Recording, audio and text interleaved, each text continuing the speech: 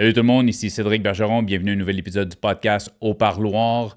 Si tu apprécies le podcast et tu veux supporter, il y a le www.patreon.com/auparloir qui est un site payant mais où tu as accès au podcast vraiment à l'avance, à peu près 6 ou 7 podcasts d'avance. Sinon, ben, tu vas sur la chaîne YouTube, tu t'abonnes, tu likes, tu partages, tu laisses un petit commentaire. Écoute, ça va te prendre 2 secondes. Pour toi, c'est pas grand-chose. Pour moi, ça fait une énorme différence, grandement apprécié. Aujourd'hui, j'ai reçu Gilles Tessier. Gilles, écoute, sa mère est connue. À une époque, elle a été appelée Monica la mitraille. Il y a eu un film qui a été fait sur sa vie. C'est une des personnes du milieu criminel les plus connues des années 60. On a parlé un peu de sa mère, mais pas tant. On a beaucoup parlé du parcours de Gilles, parcours assez atypique. Gilles a été sentencé au total à 17 ans au courant de sa vie. Une enfance qui a commencé rough, donc sa mère a été abattue par la police après un vol de banque. Lui, il avait 18 mois. Son père était déjà au pénitencier à cette époque-là. Fait que la vie a commencé rough. Puis écoute, il y a un pattern de vie qui est rentré de vol, de criminalité, de consommation. Aujourd'hui, Gilles s'en sort bien. Gilles est un écrivain. Il a un livre, il travaille sur d'autres projets. Un podcast qui a été vraiment, vraiment intéressant. J'ai beaucoup apprécié ma discussion avec Gilles. Encore une fois, je me répète, j'endosse pas nécessairement les gestes, les idéologies, les termes utilisés par mes invités. Mais je suis une personne qui prône la liberté d'expression. J'aime les gens francs, qui parlent avec leur cœur. Bienvenue au parloir.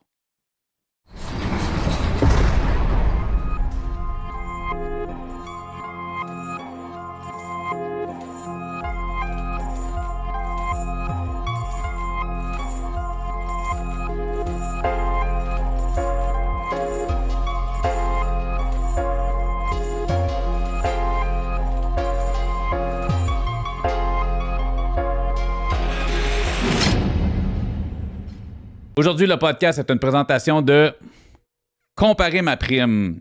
Check bien ça, je te lis ça, puis après ça, je te fais un résumé.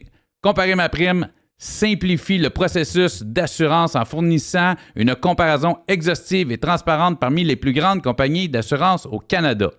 Ils ont une équipe qui regroupe des CPA, des conseillers et des planificateurs financiers. Bon, ça, c'est le bas de plate, là, mais c'est une belle plug. Mais ce qui est cool avec eux autres, c'est qu'ils se spécialisent, dans le fond, dans les cas refusés. Tu sais, souvent, les anciens détenus, c'est dur de se faire assurer. Si t'as pogné une balloune, après ça, c'est dur d'avoir de l'assurance. T'as été cancellé pour non-paiement des assurances. Si t'es jeune, des fois, c'est dur de se faire assurer. Et eux autres se font la mission du aucun cas refusé. Il y a le site Internet ici en bas à l'écran, mais si tu vas sur YouTube, dans la description de la vidéo YouTube, ils ont tous leurs liens. Tu cliques, tu vas tomber sur leur site Internet, rentre en communication avec eux autres. Si tu as des problèmes d'assurance, puis même si tu n'as pas de problème d'assurance, ils vont faire des comparaisons puis ils vont trouver la meilleure prime possible. Comparez votre prime. Gilles Tessier, merci d'être au parloir. Pas toi, mon Cédric. Gilles, je le dis en partant, fils de la connue au Québec par le nom Monica la mitraille. Exactement. C'est ta mère. Monique Proietti, alias Monica la Alias mitraille. Monica la mitraille. Je dis ce nom-là parce que le référent est là. S'il y a des gens qui n'ont pas vu, il y a un film qui a été fait sur l'histoire de ta mère. Oui. On va y revenir. S'il y a des gens qui ne savent pas qui est Monica la mitraille, je vous conseille Céline Bonnier qui fait le rôle de ta mère. Excellente Film, actrice. un des meilleurs films québécois personnellement. Roy Dupuis là-dedans, en tout cas, c'est gros film, très bon film, allez voir. On va parler un peu de ta mère, bien sûr, mais on va parler de toi aussi, parce que tu es un gars qui a passé aussi par le milieu carcéral, au parloir, donc on reçoit des gens qui ont été touchés de près ou de loin par le milieu carcéral. Mais avant tout ça, Gilles, tu as grandi dans quel coin? Moi, je viens de Ta vie, Repentigny. Moi, quand j'étais à l'école à Jean-Baptiste Meilleur, pas trop longtemps, disons. Là. Quand ma mère est décédée, mon père avait acheté une maison à Repentigny avant les événements, évidemment. Il était installé là, puis moi, j'habitais là. Puis quand ma mère est décédée, mon père, lui, est au pénitencier. Il n'a pas né 15 ans de pénitencier. La raison pour laquelle ma mère est devenue ce qui est devenue. Là, elle en avait assez. Elle avait eu de la misère toute sa jeunesse. Écoute, Ton père qui était? Viateur Tessier. Lui, c'était un braqueur. Lui, c'était un braqueur de la banque. Ma mère, le chauffeur de taxi, oui, exactement. Référent du film, qui est joué par Patrick Huard dans le film. Excellent, man. Excellent rôle. La seule affaire que je reproche à Patrick. Patrick. La seule affaire que je reproche à Patrick, c'est qu'il avait trop de cheveux. Parce que mon père était chauve comme un œuf. Mais côté acteur, côté performance, okay, man, il y avait mon père, là, gars, c'était mon père. Ah ouais? Ouais, puis Scorpio, l'autre aussi, était excellent, man. Puis lui, il ressemblait au père, à mon frère, puis à ma soeur, Anthony. Il ressemblait physiquement, en plus de... Man, tu le regardais, c'était Anthony. C'était, écoute, bien portrayé, sauf que l'histoire, écoute, c'est... fait romancer. On cherchait, le film est romancé. On cherchait le sensationnalisme plus que la vérité. On va y revenir justement sur le film, parce que quand ta mère est décédée, pour ceux qui ne savent pas, ta mère a été assassinée par la police, dans le fond, après un braquage, poursuite automobile, ce qui était malheureusement quelque chose de beaucoup trop fréquent dans les années 60, si je me trompe. 68, j'avais 18 mois à l'époque. On parle de l'époque, Richard Blas, tout ça, de l'époque aussi. Shotgun Ménard et compagnie. Le français, comment est-ce qu'il s'appelait aussi? Richard Blas. Richard Blas québécois, mais Mesrine. Aussi, c'était une époque où la police puis l'assassinat des détenus étaient comme, pas des détenus, mais des criminels. C'était cowboy, mettons. C'était très cowboy ce qui était arrivé à ta mère. Donc, tu avais 18 mois. Fait que ton père était incarcéré. Ta mère abattue par la police. Il se passe quoi avec le bébé de 18 mois que t'es à cette époque-là? Ben là, à l'époque, mon père garde la maison où ma mère habitait. Puis écoute, toute ma jeunesse, moi, tout le monde alentour de moi savait qui j'étais, sauf moi. OK. Ça a été jusqu'à l'âge de 13 ans. Là, les voisins ne pouvaient pas jouer avec moi. Ben, de toute façon, ils faisaient bien de ne pas jouer avec moi parce que j'étais vraiment le diable quand j'étais jeune. Là. Je sais pas pour quelle raison. Ben, un bébé... Tu sais, moi j'ai du vécu avec de la DPJ. J'ai adopté mes enfants de la DPJ. Moi, j'ai deux jumelles que j'ai adoptés. Puis, tu sais, des enfants, même des bébés, même s'ils n'ont pas conscience, c'est des éponges. Tu le sais pas, tu n'en es pas conscient, mais un bébé, ça va éponger son environnement. Tu sais. Fait que ça peut expliquer ce genre de choses-là. Moi, je pense plus que qu'est-ce qui explique mes comportements, c'était plus la deuxième famille qui a eu ma garde. OK. Parce que tu sais, quand tu es utilisé comme un gagne-pain, tu le ressens un moment donné, quelque part. Surtout quand tu te le fais dire à longueur de journée, pratiquement. Là, elle, moi, je la croyais à ma mère jusqu'à temps que j'ai, je pense, c'est 10 ans à peu près. Puis je croyais que ça, c'était mon frère, ma soeur, mon père. Puis non, jusqu'à temps qu'elle, à un moment donné, me pointe, puis elle me dise, non, elle dit, Gale, elle dit, assis-toi, elle dit, Gale, je vais t'expliquer quelque chose. Elle dit, moi, elle, c'est pas ta soeur, lui, c'est pas ton frère, puis lui, c'est pas ton père. À l'âge de 10 ans? Oui, 8 ans à peu près. 8 ans à peu près. Mon père il sortait pour un congé humanitaire. Il n'y avait pas le choix comme de me dire que lui, c'était mon père. Ça faisait des années que je restais avec eux autres. Là. Fait que, je trouve ça fuck. Je veux pas ramener à moi. Non, mais c'est parce que je veux dire, c'est que je veux pas ramener ça à moi. Mais tu sais, moi, mes filles ont 10 ans, puis je trouverais ça weird. Moi, ils ont toujours su que je les avais adoptés, puis je me verrais pas leur avoir caché ça toute leur vie, puis à 10 ans, leur annoncer ça. Ça... Hey, elle, écoute, elle a passé son temps à battre juste moi. Pas les autres, c'était juste moi. C'était vraiment un traitement de faveur pour moi. Là. C'était pratiquement une torture à tous les jours. Là, à genoux devant le mur, la face dans les coins de mur, dans les cadrages de porte, tout le temps par les cheveux. Tout le temps, il y a eu des cheveux longs, puis elle me rentrait tout le temps la face dans les murs avec mes cheveux. C'était facile, là, tu sais, quand t'as 8-10 ans, là, ça va bien. Puis elle me faisait tout le temps, man, je mangeais tout seul à part. Je mangeais jamais la même affaire que les autres. Tout le temps du crise de chef Boyardi, puis des cannes de bin Libby's. Puis eux autres, ils mangeaient des hamburgers, puis tu sais, de la bouffe normale. Puis moi, je mangeais pas à la même table. Je comprenais pas, tu sais. Jusqu'à temps, cette fameuse journée-là. Mais c'était pas juste une famille d'accueil, c'était des membres de ta famille. Non. Moi, j'ai aucune idée c'était qui ce monde-là. OK, c'était des gens que mon père avait engagés aucune idée où ce qu'il avait rencontré. OK, fait que c'était même pas relié, c'était pas à l'époque la DPJ, je sais pas comment c'était, mais c'était pas le système, là. C'était mon père de la prison qui les payait pour me garder.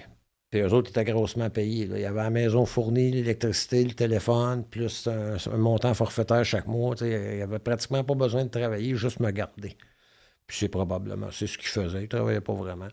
Enfin, bref. Fait que là, cette journée-là, on me dit, bah, gars, ça, c'est pas ta sœur, etc. Puis là, je ne l'ai même pas laissé finir. Je l'ai regardé, je dis, ça veut-tu dire que toi, t'es pas ma mère?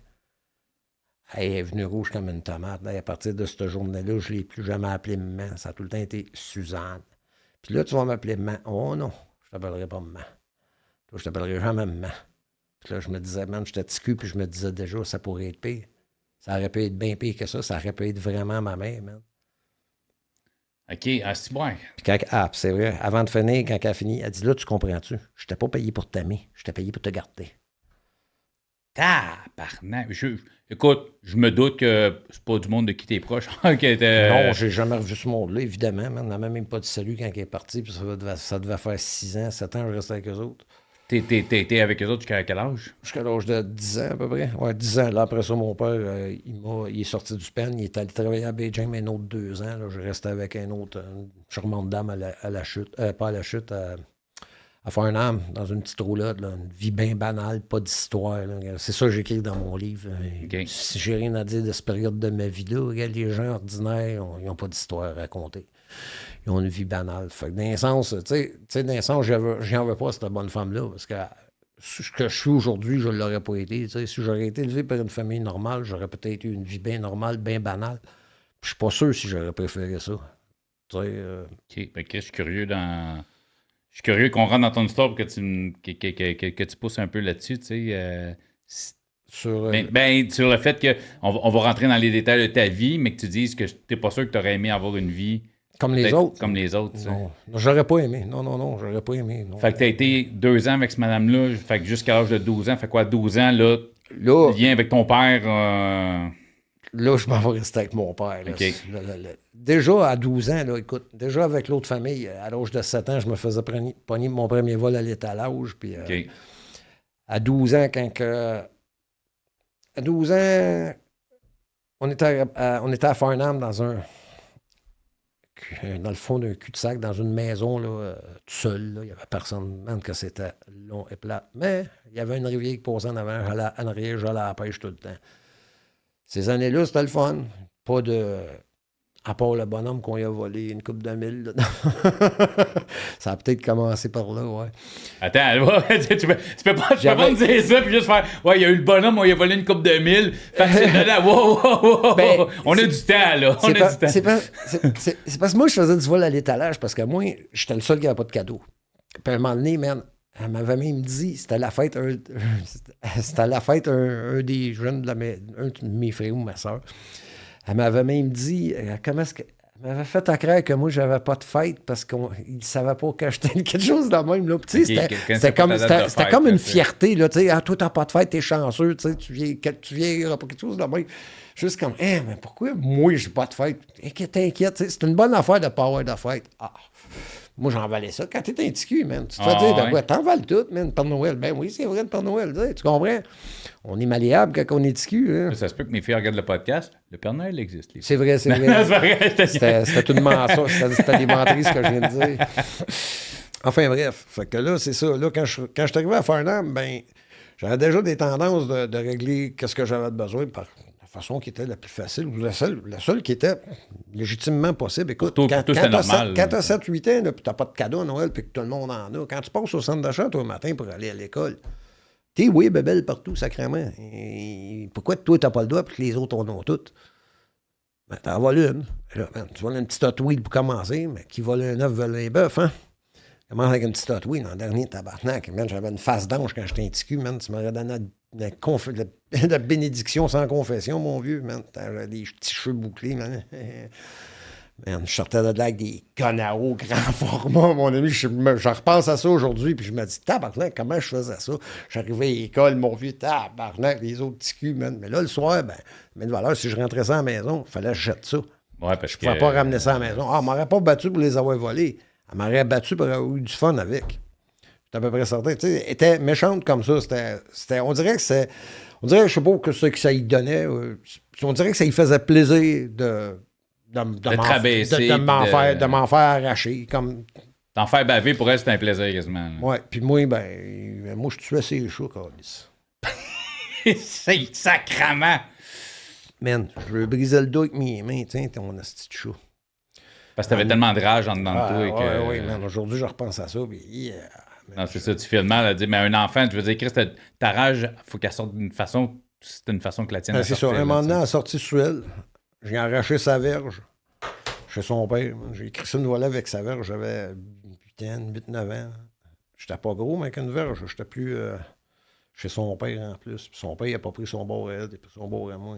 Je le sais comment se coter, toi, man. Les autres, t'es dupes peut-être, mais pas moi. Moi, je te connais. Puis j'avais eu le gros mot ce journée-là. Bon, juste ce petit bout-là. Le reste de la journée, mon vieux. Oh. Ouais, t'étais bras, c'est ça. Elle a repris le dessus, ça n'a pas été trop long. Hein. Ouais, ce coup-là, c'était pas attendre que ton père arrive. Elle s'est occupée de moi personnellement. Elle avait le tour. T'es bonne? Enfin. Calisse, man. Comme je te dis, bah, regarde, c'est. Non, mais je trouve ça. Moi écoute, la violence envers les enfants, man, c'est quelque chose qui me rend là. C'est bien agressif. C'est bien pire que ça. Tu sais, il louait un chalet la fin de semaine, puis il y avait un vieux monsieur qui venait me tripoter à tous les fins de semaine, puis regarde, je suis à peu près certain que c'est ça qui payait le chalet. Fait que, tu sais, en quelque part, quand tu es habitué d'être utilisé de même, tu te réveilles un adulte en prison, puis c'est le même traitement, parce que c'est la même crise d'affaires en prison. Là. Tu deviens le gagne-pain. 300$ la tête, on en crisse 4 par cellule. Tabarnak. Ça fait une cellule payante en tabarnak à la fin de la journée, ça, mon vieux. Ils se pilent les uns ces autres. C'est pas grave, ça.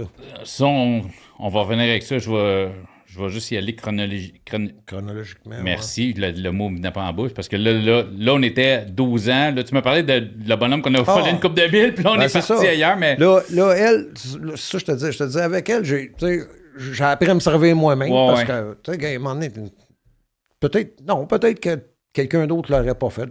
Comment tu veux? Non, j'étais fier. Enfin, bref. Fait que j'avais déjà commencé, puis bon, gars, un coup rendu là-bas, il y avait une famille qui restait pas loin de chez moi. Moi, mon père, c'était un homme rough, là, 15 ans de pénitencier, là, puis il vient de Joliette. C'était un braqueur de banque à la base aussi. À 12 ans, il couchait déjà dans les fossés, puis c'était rough, là, dans ces années-là. Là, il avait déjà 42 ans, je pense, quand il m'a eu.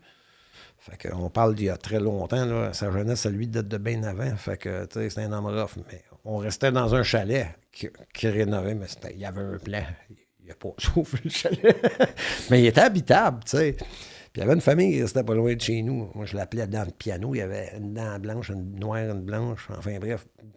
Puis il y avait son frère, puis au lit, je l'appelais parce qu'il sentait tout le temps à pisse quand on allait à l'école. Puis c'est au lit, puis il se lavait pas. Il mettait le même linge, je sais pas, tu sais. Là, tout le monde à l'école, il y avait peur d'eux autres. Ben, moi, bon, on est différents. Moi, je me matchais avec eux autres. Là, à un moment donné, il dit, il ne pouvait pas m'emmener chez eux parce que, X raison, ses parents. Là, à un moment donné, il dit, hey, viens voir chez nous. Il dit, j'ai une chambre à cette heure. Je dis, quoi, t'as pas de chambre avant? Il dit, non, on en a bâti une. Il dit, viens, mes parents sont pas là. Je rentre dans cette maison-là, mon vieux, man. Man, j'ai jamais vu. Dans les films d'horreur, des fois, tu vois ça. Tu sais, des souris avec la tête éclatée dans la trappe, là, avec les tripes sorties sur le comptoir, là, avec des piles d'assiettes que tu peux voir que la première, ça doit faire 3 mois qu'elle est là, puis la dernière, ça fait 2 semaines, puis des quenouilles quasiment qui poussent dans le lavabo. Là, tu sais, tu vois le style des litières pleines un peu partout. Tu sais, pas... Tu sais, au lieu d'y jeter des litières pleines, on en remet une autre. Hein. Mais juste un bac par-dessus, tu remets de la litière propre dedans. Même pas, non. Une là. On en remet une autre, c'est tout. On ne vide pas les autres. Les pensées sur le plywood, mais avec des traces évidentes d'urine et de défécation, de chat, d'animal qu'il y a dans la maison, quelconque, des piles de linge partout. Horrible. Totalement horrible. Fait que là, il me montre sa chambre, tout fier. Hey, regarde, c'est ça, ma chambre. Hey, man, il fait moins 20 dehors. Il fait moins 18 dans la chambre, genre. À peu près. Il trouve avec un polythène taqué dessus, avec de la forêt. Il n'y a pas de fenêtre. 2 feuilles de plywood de large, 8 par 8. Ça change. Tout fier de me montrer ça. Moi, là, je pense à moi que je me plaignais parce que j'avais une télévision noir et blanc dans ma chambre. Tabarnak, eux autres, leur télévision, tu la voyais même pas tellement qu'il y a des piles de linge sale en avant, puis il n'y en avait rien qu'une. Fait que là, ça reste dans le même. Là, à un moment donné, ils commencent à me dire, on se promène en biscapédale. Ben, puis eux autres, ils n'en ont pas. Fait que mon père, j'en avais un, mais mon père m'en arrête un. Il dit, tiens, ton chum va en avoir un dans le petit vieux. Là, on se promène ensemble. Là, ils me font 5 ans. Là. Quoi, là? Une maison bien ordinaire, un garage tout croche en bois à côté. Il dit, dans le garage, il y a des centaines de milliers de dollars de cachets. Tu sais, gars, tu sais, différentes mœurs, différentes mentalités, différentes façons de penser. Mm-hmm. Hein? Là, moi, tout de suite, je me dis, il me mène en bateau. Là, son petit, là, je dis, gars, va donc chier, toi. Son petit frère, il dit, oui, c'est là, blablabla. je me dis, bon, ça y est, les deux embarquent. Tu sais, moi, je me trouvais à la fin avec eux autres parce que personne ne voulait lui parler. Ouais. Et tout. Puis là, il me faisait chier parce que il essayait de me duper. Là. Moi, j'étais persuadé qu'il essayait de me duper. Chris, comment tu peux vivre dans un taudis si écœurant puis avoir un moyen de t'en sortir puis pas le prendre? C'est comme moi, je vois comme un moyen... Man, moi, je... Ouais, non, c'est ça. Tu vis dans la merde, Chris. Tu dis qu'il y a des centaines de milliers, pourquoi tu vas pas piger dedans? Fait que je suis certain que c'est de la bullshit. Fait que là, je me dis, mais tabarnak. Je vais embarquer dans le jeu, puis... Moi, vous calissez ma main, ça gueule, mec. Même que ça s'aille le temps, puis que vous revirez de bord. Vous me comptez de la bullshit, mais qu'on s'est rendu, puis que vous revirez de bord pour n'importe quelle série de défaites. Moi, vous tabarnaquez des tchaks, ça gueule toutes les deux. Vous créerez pas ça. Fait qu'un soir, man, j'arrive là, ben, l'autre, il dort dans sa chambre. Man, je rouvre son... Hey, réveille! Hein, t'es venu? Oui, je suis venu. Ah ouais, venez-vous-en, on s'en va. Son dehors, tabarnak, ils viennent. Là, man, là, je me dis, man, tu vas en manger une tabarnak, surtout toi, mon grand. Là, on arrive, là, il back pas. On rentre dans le garage, tabarnak, man. Là, il dit, il y en a dans des cannes, là, des cannes fermées, scellées. Puis il dit, il y en a dans terre et là. Je me dis, c'est ça. Ouais. Je dis, il n'y a pas de place, là, qu'on peut le prendre, là, de là. Il dit, ben oui, là, au-dessus de la porte. Il dit, il y a une boîte. Moi, il y a une chaise, je monte sur la boîte. Je monte sur la chaise, je rentre ma main. Il y a une boîte. Là, je dis, ben non, là, tabarnak. Je sais que la boîte, il y a comme des billes dedans. Je la rouvre. Man, j'ai 12 ans à peu près. J'ai jamais vu une palette d'argent grosse dans la main, mais elle était pliée en deux, puis elle faisait la boîte, tu sais, des boîtes de fiches, là, elle pliait, les boules dedans, c'était des boules à mythes. Là, moi, j'avais tout... Pour pas que les rats viennent bouffer les bébites, ou les rats viennent bouffer... Fait que là, moi, j'avais tout prévu, là, comment le taper à gueule. Sauf que ça soit vrai. Alors, là, je sais plus quoi faire. Là, j'ai 12 ans, là, puis... Mais c'était quoi cet argent-là? C'est le bonhomme qui cachait son argent, là. Comment eux autres, ils savaient ça? C'est bon, sa mère, avant de sortir avec le monsieur qui était, elle sortait avec lui. Puis c'est lui qui lui aurait dit. Fait qu'il n'y a rien qu'eux autres qui le savent, là. Fait que le bonhomme, s'il se fait voler, il sait que c'est eux autres. Mais moi, je ne sais pas tout ça, là. Je n'ai pas assimilé tout ça, là. J'ai 12 ans, man. Alors, je vois la palette d'argent, je dis, sinon, on ne peut pas prendre tout ça, ça n'a pas d'allure. On va le mettre dans la rue. Ben non, on se prend 350$ chaque. Crée ça là-dedans, puis on s'en va. Quand j'ai compté ça à mon père, il m'a crissé une claque sur la gueule. Au du cave, piche. Pourquoi tu l'as pas tout pris? Ah oui. Il était en tabarnak. Puis là, aujourd'hui, je repasse à ça. Je me dis la même affaire. Mais dans le fond, gars, les choses se passent de certaines façons pour certaines raisons. D'habitude, Tu t'es retourné une couple de fois au garage? Mais non. La semaine d'après, on est allé à l'école. Il ne voulait plus me parler, jeune. On ne peut plus te parler. Comment ça? On peut plus te parler parce que tu nous fais faire des mauvais coups. Comment ça, je vous fais faire des mauvais coups, ma gang de tabarnak? C'est ça que m'avait dit. Vous l'avez dit à votre mère? Ben, on n'a pas eu le choix. Le bonhomme, il est venu nous achaler, il nous dire que c'était nous autres. Alors, je dis, c'est ça, là, vous avez dit que c'était moi. Non. Je dis, tabarnak. Je dis, là, je dis... Vous avez plus le droit de me parler, à qui vous allez parler? Pas personne qui a le droit. Personne qui veut vous parler. Ouais, c'est ça. Vous avez les deux petits crottés de l'école. Ouais, c'est ça. Il dit, ben là, j'ai une fenêtre. Mais il dit, c'est ça, il parlera ta fenêtre. J'ai une fenêtre. Sa mère a pris le 350$, elle s'est payé une fenêtre. Moi, je m'attendais de le voir arriver sapé comme un dieu, les dents refaites. Tu sais, quand t'es jeune, il est riche, même 350$. Mais non. On est même dans elle a payé une fenêtre de chambre. Une fenêtre, ouais. Enfin, fait que... De journée-là, je me suis dit, Chris, il y a quelque chose que je vois pas comme les autres, c'est sûr. Puis, tu sais, dans le milieu, tu sais, quand tu commences à évoluer dans le milieu, mais policiers, ils se tiennent tous ensemble, bandits, ils se tiennent tous ensemble. Tu fais pas partie de la gang si tu fais pas dans le moule, hein. Mais 12 ans, fait que tu sais, tu disais, tu pêchais, puis à part ce petit truc-là, fait que la vie avec ton père, c'était comme... C'était cool. C'était cool. Il buvait pas mal, fait que quand le matin, je passais tout droit pour l'école, c'était super, mon vieux.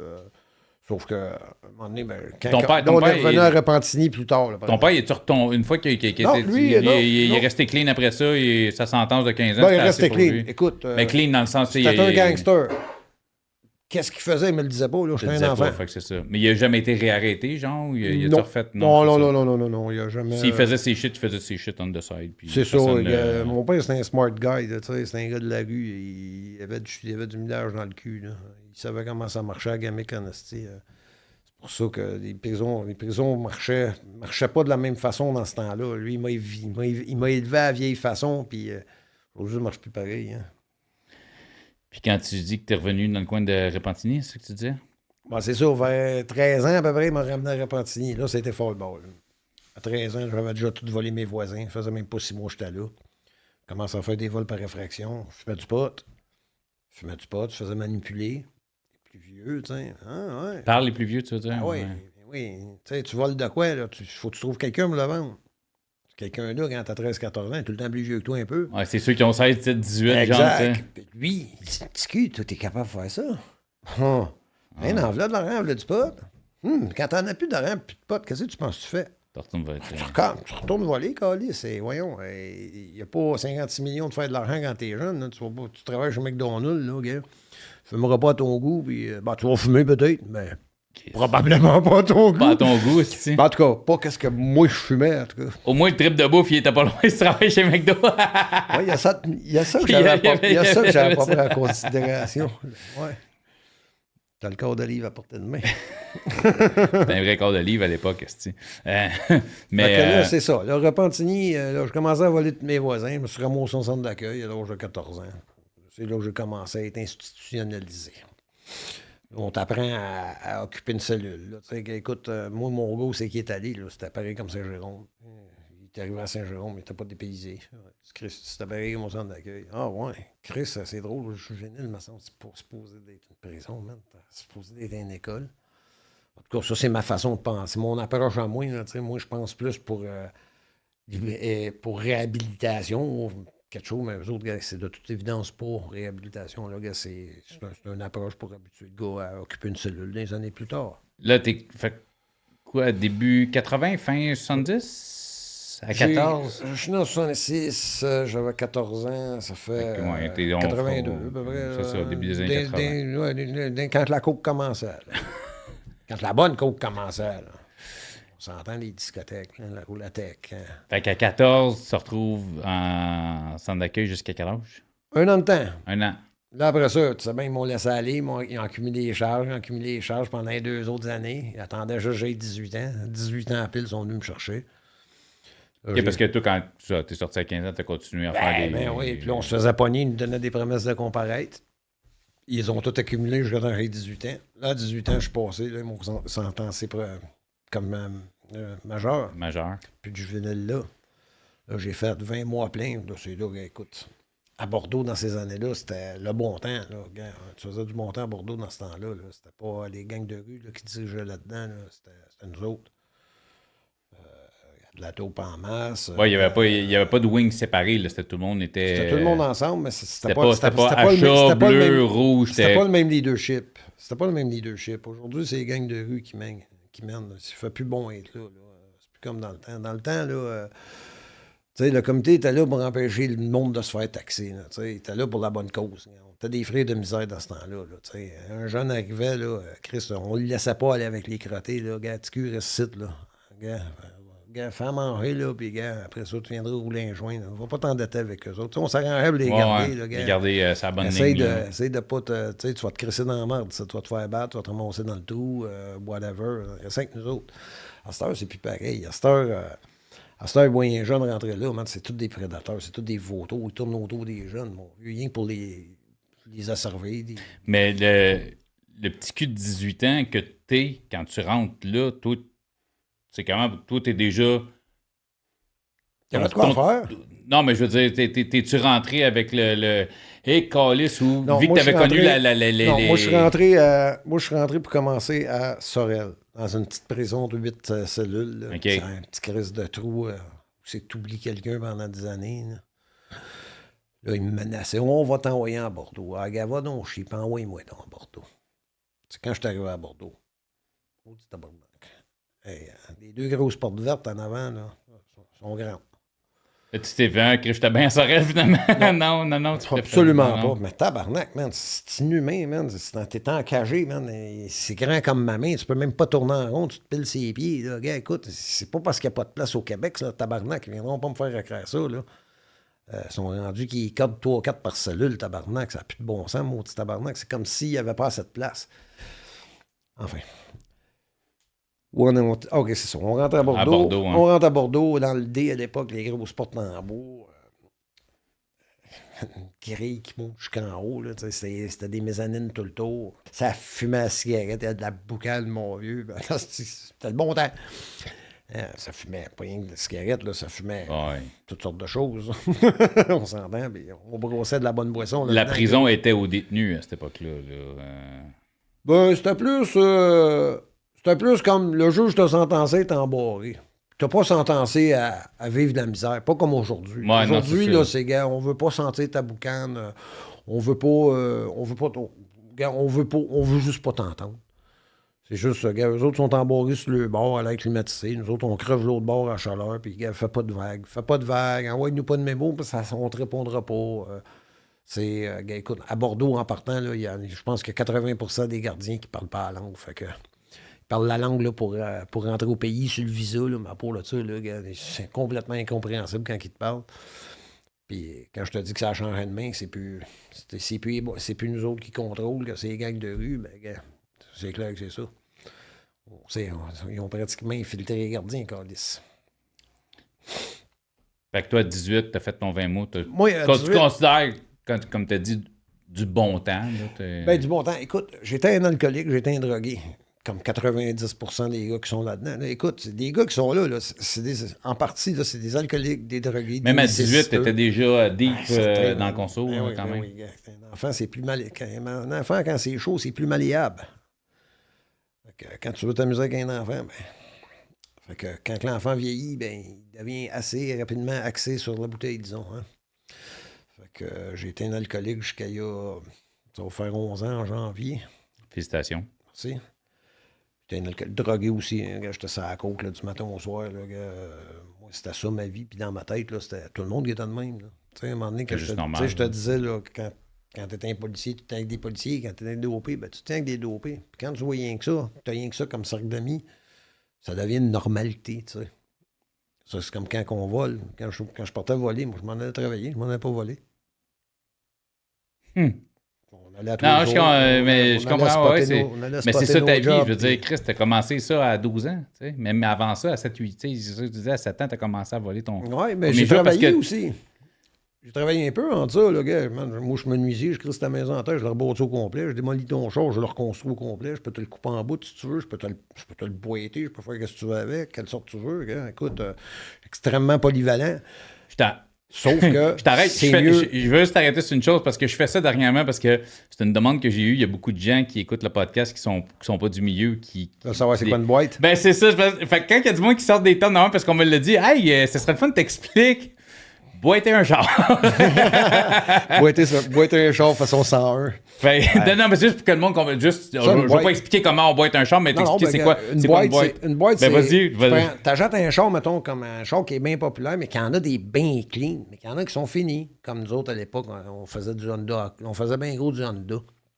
Tu pognes un vieux Honda fini, scrap, paye, mettons, 200$. T'arraches les tags dessus, des ceintures, parce que... Les numéros de série. Dans le DAR, quand t'as ton windshield. Oui, puis d'importe, tu coupes le bord de la porte, puis là, tu travailles ça, avec la potée, puis tu le soudes, puis tu le remets là, à sa place, sur l'autre char, tu changes les ceintures, tu arranges que c'est de la même couleur, puis c'est ton char. C'est ton char. Tu fais écraser l'autre. C'est ça, une boîte. Qui, by the way, celui qui est propre, tu l'as volé.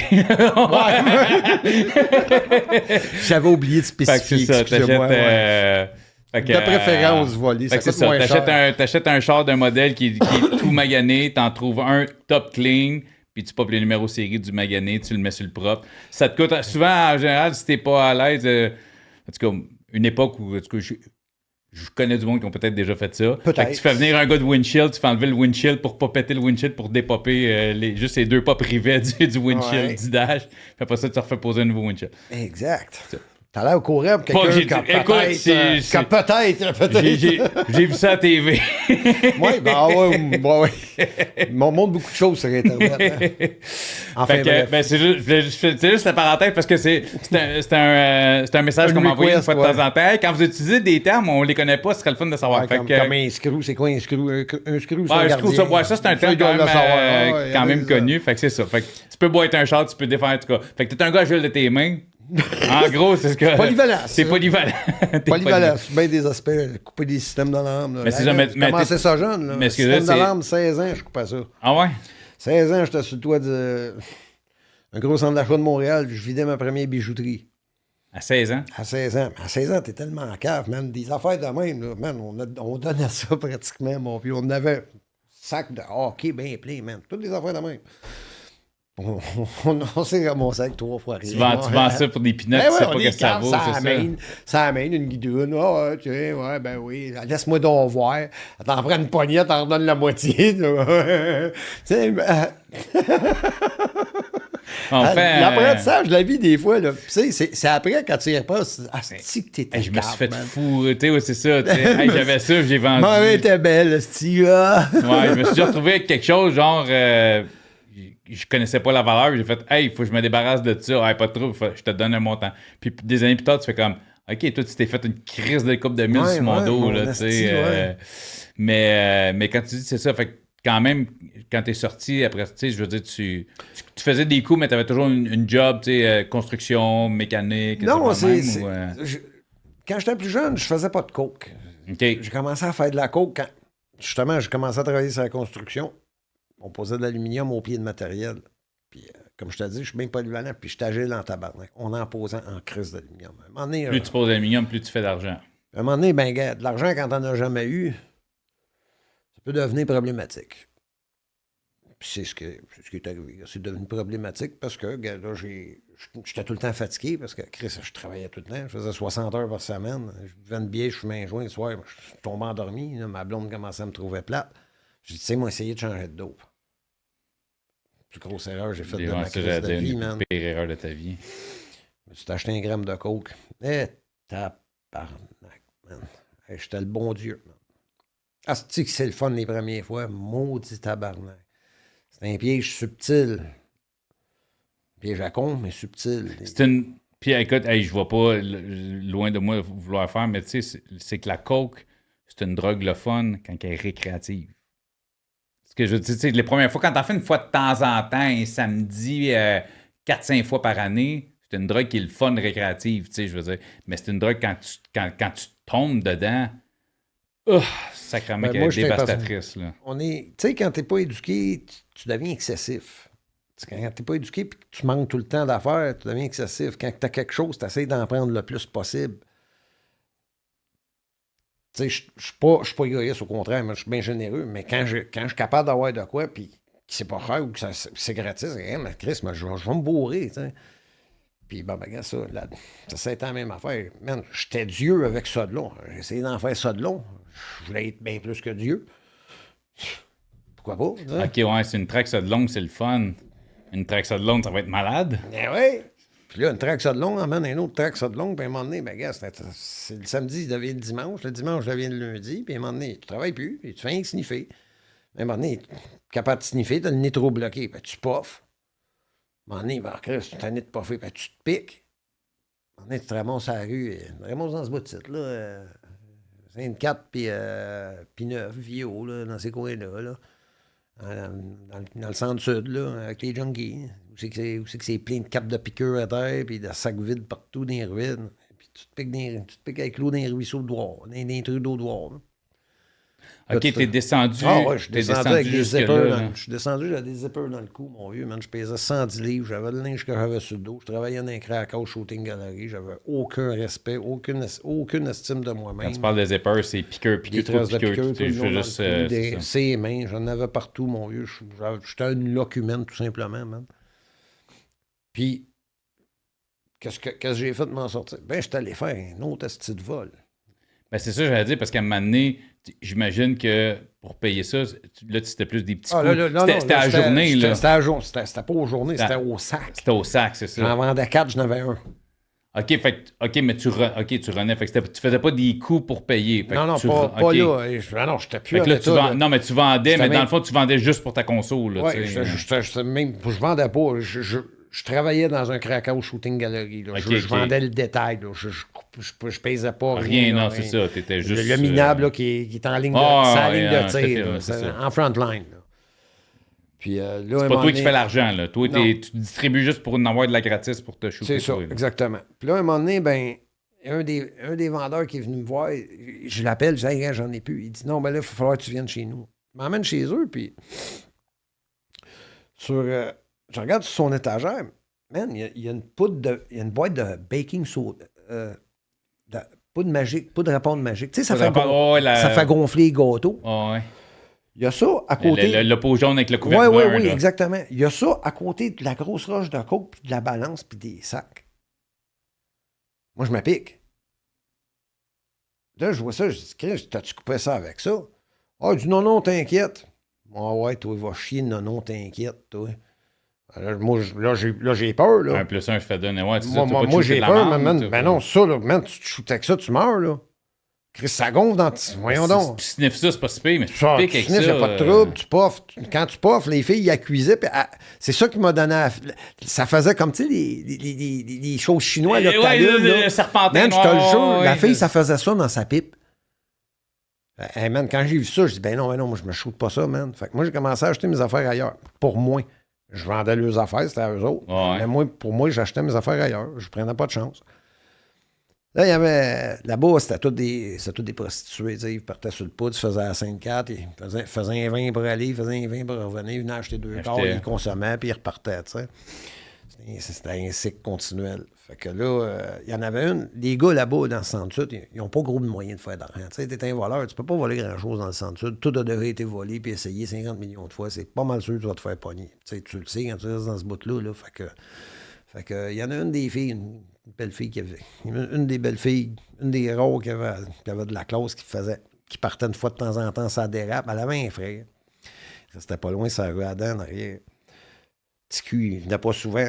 Ticu, il arrive cette journée-là avec 200$. Il est content, mon vieux, man. Il a fait une bonne pause, il a 200$. Yes, Steve, man, il va se péter à la face. Donne-moi-en pour 200$, puis il dit, prends-toi-en un, puis il dit, yes, sir, puis, ouais, ben, yes, thank you, mon vieux, mais moi, je le prends pas, je prends l'argent, tu sais. Ouais, parce que tu veux pas shooter ce marde-là, ouais. Tu sais, fait que là, il s'en va. Alors, moi, je pogne ma dose, man. Il m'a fait une petite dose, je m'accrains. Hey, je suis high en tabarnak, man. Là, je commence à entendre des sirènes. T'es à Montréal. T'en fais pas de cas. T'en fais pas de cas. Surtout dans ce quartier-là. Fait que là, ben, tu sais, t'es tout le temps sur la parano, hein. T'es sur la crainte, t'es tout le temps dans le châssis. Hein, c'est une dope de parano, hein, ça. Fait que là, je regarde dehors. Je sais pas pourquoi. D'habitude, j'aurais pas sorti. Hey, il manquait un client, perdre un 5. Hey, gars, man, c'est impensable. Mais là, je sais pas pourquoi, j'ai été attiré de sortir. Là, je suis sorti, je suis monté à la rue. Je les voyais passer, les ambulances. Là, je m'en vais, je tourne le coin. Puis là, je regarde en haut.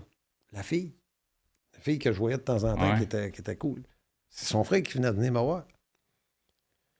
Là, je réalise pas sur le coup, là.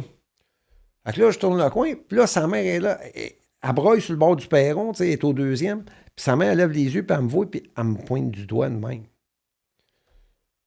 Fait que là, sa soeur, elle me regarde. Puis elle pointe sa main, puis elle se remet à broyer. Là sur le coup, je catch pas. Là, je vois la porte se rouvrir, puis je vois les ambulanciers qui sortent avec un body bag. Petit Kumaro venait de se piquer avec lui, il s'est shooté avec ce puis lui était mort. Si, boire. Fait que là, que j'ai fait, ben, j'ai crissé mon camp. Je dis non, je dis là, gars, c'est fini, ça, là, gars. Tu te sentais responsable un peu, quoi. Ben, un peu. Gars, c'est moi qui avais vendu. Puis tu savais que c'était pas une drogue pour se shooter, mais toi, tu savais pas qu'il allait se shooter. Je savais pas. J'étais pas certain. J'étais pas certain, c'était pas le même batch, mais j'avais vu ça là.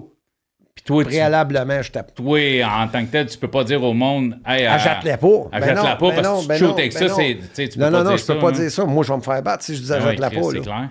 Puis en même temps, tu n'auras pas ton argent, Carlis, que toi, tu as besoin pour te shooter ton Oui, c'est exactement. Mais quand même, ça n'aurait pas. C'est pas la question de tu n'auras pas ton argent. C'est plus la question que tu peux pas dire au monde n'achète pas ça. Tu es là pour la vendre. T'es pas là pour dire au monde, n'arrête pas ça. Non, c'est ça. Tu fais partie d'une organisation qui, eux autres, ils s'en calent. C'est comme moi, je suis humoriste, c'est comme si tu vas dire au monde, hey Chris, je fais un show à soir, mais je fais pas de billet, tu riras pas. Ça va être plate. Ouais. C'est ça, tu sais. Je fais un show à soir, viens pas, ça va être plate. Enfin. Fait que ça t'a donné envie de genre de lâcher un peu ça. Ben, j'ai lâché à la crinque. La petite puff, là, c'est une maladie. Là, c'était la pire affaire qu'à arrêter. C'était ça, la puff, le crack. Là, gars, c'est... inexplicable l'envie que ça te procure. Man, j'en ai rêvé pendant 6 mois là, que je me cuisais une puff, là, que je la fumais. Là. Un vrai junkie comme tu vois à TV. Mm-hmm. Ça a été très dur. Mais moi, j'ai fait 2 ans de Mélaric. Là. Avant de faire mes... il y a 13 ans, j'ai fait 2 ans de Mélaric. Écoute, c'est la première fois que j'entends ce mot-là. Que? Mélaric. Ça, c'est une maison de désintox. OK, excuse-moi. Non, mais ça sonnait comme un produit genre méthadone. Je pensais non. Je pensais que c'est ça, je t'arrêtais. Un centre de désintox. Un centre de désintox. Mais avant de faire ça, mais, j'ai passé ma vie au complet à... Mais je veux revenir parce que tu me dis la façon... Parce que quand tu es rentré avec l'histoire de ce gars-là qui est décédé, tu as dit, moi, la façon que j'ai trouvé de m'en sortir, c'est de faire un coup. Ouais, c'est ça. Je suis parti de là. J'ai dit, fuck you, man. Là, je suis parti de là. Puis, je suis descendu, man, avec un... Je suis débrouillard en tabarnak. Je me reviens Saint-Dicenne, moi, mon vieux. J'arrive chez un de mes chums, mais ça arrive sud. Il dit, ah, man, il dit, j'ai un appart à louer. Il dit, blablabla. Il dit, là, je viens de louer une maison. Il dit, je suis pogné avec. Il dit, tu le veux-tu? Ah, je suis pas une crise de scène. Nous autres, quand on était TQ, on a commencé à couper des systèmes d'alarme. Je pense qu'on avait 16 ans. 13-14 ans, notre premier système d'alarme. On faisait des Radio Shack. Puis il y avait tout le même système d'alarme. Là, je suis pas vieux. Là, j'ai 26, 27 ans. Non, je suis plus jeune que ça. J'ai 25 ans à peu près. Okay. C'est ça. J'ai commencé à me geler là, puis à me casser la gueule après avoir lâché ma job sur l'aluminium. T'étais pas retourné en dedans là, après non, je suis pas retourné encore. Là. T'es pas retourné. Je suis pas retourné. Fait que de 20 mois, de 22 à genre 20 ans. Okay. 50 ans, je travaillais à faire de la construction. Là, t'es tombé deep. Là, j'ai tombé deep à cause de l'argent que je faisais. Là, on est là. Là, on est là, que je m'en vais de Montréal. Je quitte Montréal. Mon chum, je demande à mon chum, je dis, y a-tu un Radio Shack? Il dit, ben oui, justement, il y en a un, là. Man, je crie un peu sur le toit avec un Exacto. Je suis arrivé avec un Exacto, une petite crowbar, des outils là, de jardin. J'ai coupé le système d'alarme, j'ai percé un trou dans le toit, j'ai vidé au complet. J'ai appelé mes chums, OK, venez-vous-en avec le truck. Hein, t'as réussi? Ben oui, il me prend pour qui, tout mon cave? On est arrivé là, il capotait. On a vidé la place. Là, je me suis pogné un appartement, puis à partir de là, ben, gars, c'était des 2 gars qui étaient venus, qui me crayaient pas au départ, qui sont arrivés là, qui ont été témoins de ça. Ça s'avère que c'était mes voisins. OK. Fait que là, on est parti sur un rampage, mon avis, de vol, comme ça ensemble. Vol en série, là. Vol en série, tu sais, gars, c'est ça. Eux autres étaient bons pour voler des chars, puis moi, j'étais bon pour t'étais comme des clean quand même? Je sniffais. Tu sniffais, OK. Je sniffais, puis pas de pop, pas de choke, mais... Ouais, non, je me shootais pas, mais je puffais un peu. Ah, mais ça s'est empiré, parce que là, si t'as plus rien que de l'argent facile à toutes les semaines, là, comme quand tu travailles. Là, t'avais du gros cash. Là, ça rentrait des grosses crises de palette, des caisses de billets pleines d'argent. Man, tabarnak. Aujourd'hui, je regarde ça, man. J'ai pas une calice de scène aujourd'hui. Bon, moi que je m'en calisse, mais n'empêche que j'aurais pu en avoir en calice. T'aurais pu, ouais, c'est ça. J'aurais pu faire tellement mieux de ma vie, mon vieux, man. J'ai tellement... Tu sais, je dis que j'aurais pas changé pour la vie d'un citoyen. Peut-être que j'aurais eu une petite vie fantastique et tout, en tant que citoyen. J'aurais peut-être accompli des choses fantastiques comme j'avais l'intention de faire quand j'étais jeune. Tu sais, on va être honnête, dans le fond, cet argent-là, tu n'as plus aujourd'hui parce que tu étais sur la POF, mais de l'autre côté, si tu n'avais pas été sur la POF à ce point-là, tu n'aurais pas fait ces coups-là, fait que tu n'aurais pas fait cet argent-là. Exactement. Tu aurais peut-être été sur la construction d'aluminium jusqu'à 55, tu aurais pris une retraite normale, puis tu sais, c'est ça. C'est pas ça que je voulais faire. Moi j'avais d'autres projets. Moi, quand j'étais TQ, là, pas m'avoir ramassé au centre d'accueil, pas avoir perdu l'école. Moi, j'ai lâché, j'étais au PL4 électrotechnique robotique. Moi, ce que je voulais faire, je voulais donner des jambes aux gens qui ne marchaient pas. OK. Moi, j'étais un fanatique de science-fiction, puis j'en suis encore aujourd'hui. Puis, on va reparler, je sais que tu as un projet, mais on va reparler tantôt de ce projet-là. Moi, je voyais que... Moi, j'ai tout le temps aimé les cyborgs. Tu sais, des affaires mi-homme, mi-machine. Puis là, tu sais, je voyais les petits cylindres hydrauliques là, après les jambes, puis tout. Puis je me disais, man, si une personne qui n'est pas capable de se servir de ses jambes, il sent rien, il est paralysé. Tu peux y visser des affaires des jambes, là, il sent rien. Tu sais, que j'étais avant-gardiste. Oh, non, mais... Là, je m'imaginais que s'il mettait un petit moteur avec des cylindres hydrauliques partout qui remplaçait les mouvements des jambes, puis tu y pluguais une puce dans la tête pour faire factionner tout ça, que le gars pourrait marcher.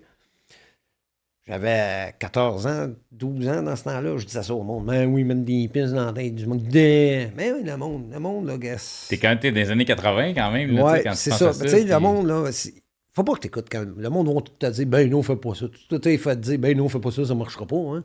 Non, regarde, tu dois savoir aujourd'hui. J'ai commencé l'humour à 37 ans, c'est pas pour rien. Je voulais faire ça à 12 ans, puis tu vois, c'est ça. À un moment donné, j'ai arrêté d'écouter le monde, puis je me suis écouté. C'est ça notre problème. On écoute les autres, puis les autres, on dirait qu'ils sont jaloux. Ils voudraient pas que tu le fasses. Parce qu'eux autres, ils osent peut-être pas le faire. Ou je sais pas pour quelle raison. Enfin, bref. Ah, j'ai des flashs, mon gars. Tu me dis ça, j'ai tellement de flashs d'affaires que je pourrais. En tout cas. Ben, c'est ton histoire, c'est pas tu oublies pas, là, ces affaires-là. Oh, oui, je sais. Je te le dis, là, je coupe parce que ça me fait. Moi, tu sais, j'étais un gars, pas obèse, mais j'étais un gars qui avait un bon surpoids. Ah, je pensais que t'étais costaud. Non, je le suis aujourd'hui, mais c'était pas le cas à l'époque. À l'époque, non, je m'entraînais pas, puis j'avais une bonne bédaine. Puis à un moment donné, je suis tombé all-in dans le gym, l'entraînement, puis je travaillais, puis écoute, je mangeais, là, c'était du poulet. J'ai fait une compétition de bodybuilding, mais de men's physique, en tout cas, whatever. Fait que, tu sais, je mangeais, mon gars, là, clac, clac, clac, clac, clac, là, c'était poulet, brocoli.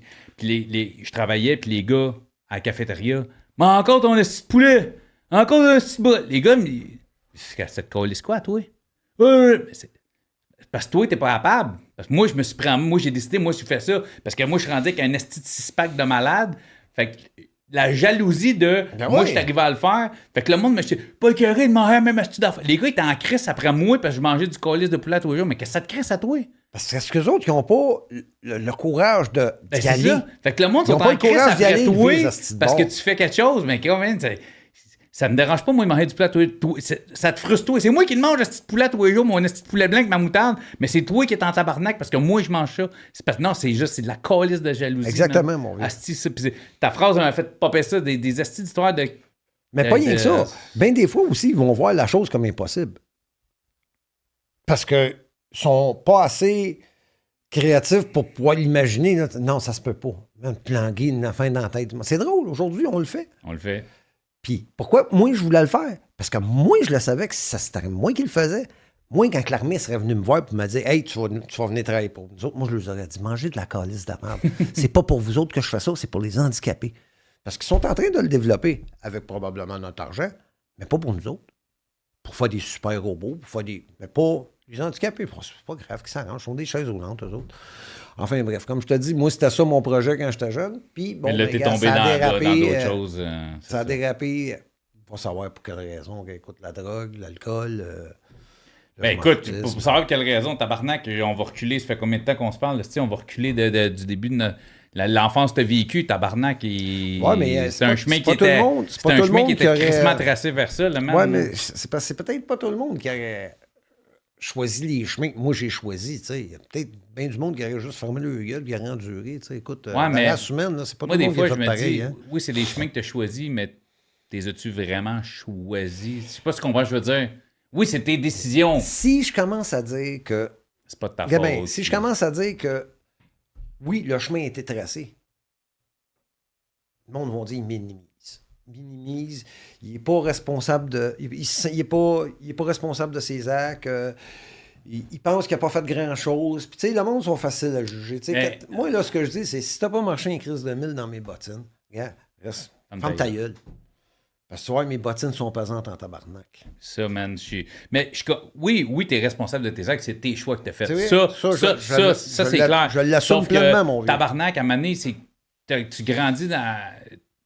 Manger de la merde, c'est pas le fun. C'est ça. Tu sais, si ta mère avait été secrétaire, ton père banquier, pas sûr que tu seras en avant de moi puis on jaserait. Non, j'aurais pas. Tu comprends? Probablement rien d'autre à dire. Que... Oui, c'est des choix que tu as faits, mais à un moment donné, tabarnak, dans la vie, tu travailles avec les outils que tu as. C'est ça. Si t'as de la merde, moi, si tu me demandes de faire des rénos puis j'ai juste une masse, moi pas de construire une maison, moi capable de t'en démolir, par exemple, mais je pourrais pas t'en construire une. Fait que tous les outils que tu avais, ben c'est ça. Là, on revient, ça arrive sud, fait que tu fais tes coups, tu parlais, bon, les caisses de bière remplies de cash, tout ça. Ouais, là, c'est... La manée, c'est sûr que... Ça flotte jusqu'à temps que ça flotte plus, hein, ça cale. Quand ça cale, ben, tu remontes en prison. Fait que là, j'ai fait du in and out de même pendant 17 années de temps. Je viens de finir 2 ans de prison maison, là, ça fait pas longtemps. OK. Mais attends, là, genre, fait que ta deuxième sentence est reliée à ces vols-là. Non. Mais non, j'étais un bon voleur. OK. Je n'ai jamais fait de pogner à voler. OK. Moi, je me suis fait pogner possession d'armes, drogue, trafic, battre quelqu'un. C'est vraiment la violence. La job de job. Autant de job de bras. La job que j'avais, c'est ça. Fait que là, comme je te dis, ça a été ça. J'ai eu 3 enfants. Puis à travers tout ça, entre les coups, puis la ça prison. T'as-tu toujours été provincial ou tu t'es promené fédéral-provincial? J'ai fait fédéral une fois 30 mois. J'ai jamais voulu retourner là. La dernière fois, je pense que j'ai passé 4 ans à Bordeaux, man. À Bordeaux-Saint-Jérôme, là, à remettre ma cause, à remettre. Pour pas aller... OK, parce que tu voulais faire ton temps, tu voulais accumuler du temps provincial quand... Je voulais aller au provincial, je voulais pas aller au fédéral. Alors j'ai eu ça, cette petite place-là, man. Ah, fuck que j'ai ça. Tu veux-tu... Je suis curieux. Pourquoi? Archambault, en partant, là, gars, écoute, moi, quand je suis allé là, Archambault, c'était un maximum dans le passé qui a été déguisé en médium. On a enlevé 2 guérettes. On a enlevé deux guérettes puis un mur qui séparait un passage. On a dit ça, c'est un médium. Mais la mentalité est restée maximum. Gars, écoute, 8 années auparavant, on avait les détenus avaient assassiné, je pense, c'est 8 gardiens là-dedans. Ils n'ont piqué un, ils n'ont accroché un autour des manches. Puis, gars, la mentalité des gardiens vis-à-vis des détenus, écoute, ça reste... c'est sur le bout des doigts, disons. Hein? Mm-hmm. Puis en plus de ça, c'est pas un gardien qui dirige là-dedans. Là-dedans, ça se trouve être une douzaine de femmes dans chaque secteur qui se trouvent être des travailleurs sociaux. Des femmes... Écoute, je vais dire des choses comme... Vas-y, man, il n'y a pas de filtre, ça. Des femmes... Comment je dirais bien ça? Écoute, des femmes frustrées de la vie. Je n'utiliserai pas le terme mal fourré, mais bon. Je n'utiliserai pas un mal dire. Puis là, ça te regarde, puis tu sais, toi, tu le sais que c'est ta vie à toi qui est dans la balance. Là, puis là, elle est là, puis elle se colle. Elle, là, tout ce qu'elle veut, c'est de garder là. Quand tu le sais pas, là, quand tu arrives, c'est la première fois. Là. Là, elle commence à me jaser. Elle commence à me dire, quand je suis rentré là, elle me dit... j'ai remarqué, ouais, c'est ça. Quand tu sortais de ton secteur, tu voyais sa guérette, les audiences des libérations conditionnelles. C'était toute la même affaire. Refuser, remis, refuser. Tout le temps, tous les jours que tu passais, c'était une différente feuille, puis c'était tout le temps refuser. Fait que moi, ça faisait une couple de semaines, j'étais là avant de l'avoir, puis là, je vois ça. Moi, je comprends assez vite ce qui se passe. Là, je vois ça, puis là, je vois ces femmes-là, puis les gars, ça te les tête, mon ami, comme oui, madame, quasiment une tête. Qu'est-ce que tu fais là, tabarnak? Tu sais, je me disais, d'habitude, les gars font ça quand la femme apparaît bien. C'est pas le cas. Vraiment pas, tu sais. Fait que là, je me dis, tabarnak. Tu sais, je vois tout de suite, là, tu sais, ça, c'est les princesses de la place. Là. C'est là que ça se passe, là, tu sais. Fait que là, elle me fait rentrer là, elle me dit, bon, elle dit, toi, t'es pas éligible pour blablabla. Puis elle dit, là, si jamais tu vois quelque chose qui met la sécurité de l'établissement en danger, c'est marqué sa guérette, 1-800, blablabla, tu sais, un numéro de 1-800. Elle dit, t'appelles ce numéro-là. Puis elle dit, il y a quelqu'un qui va te répondre, ça va être très discret, puis ça peut t'aider pour tes libérations, tu sais. Là, je la regarde, je dis... Elle vient d'ouvrir la porte à devenir gras. Là, je la regarde, je dis, ça, là, qu'est-ce que t'entends par quelqu'un qui met la sécurité de l'établissement en danger? T'entends-tu comme quelqu'un qui fumerait un joint?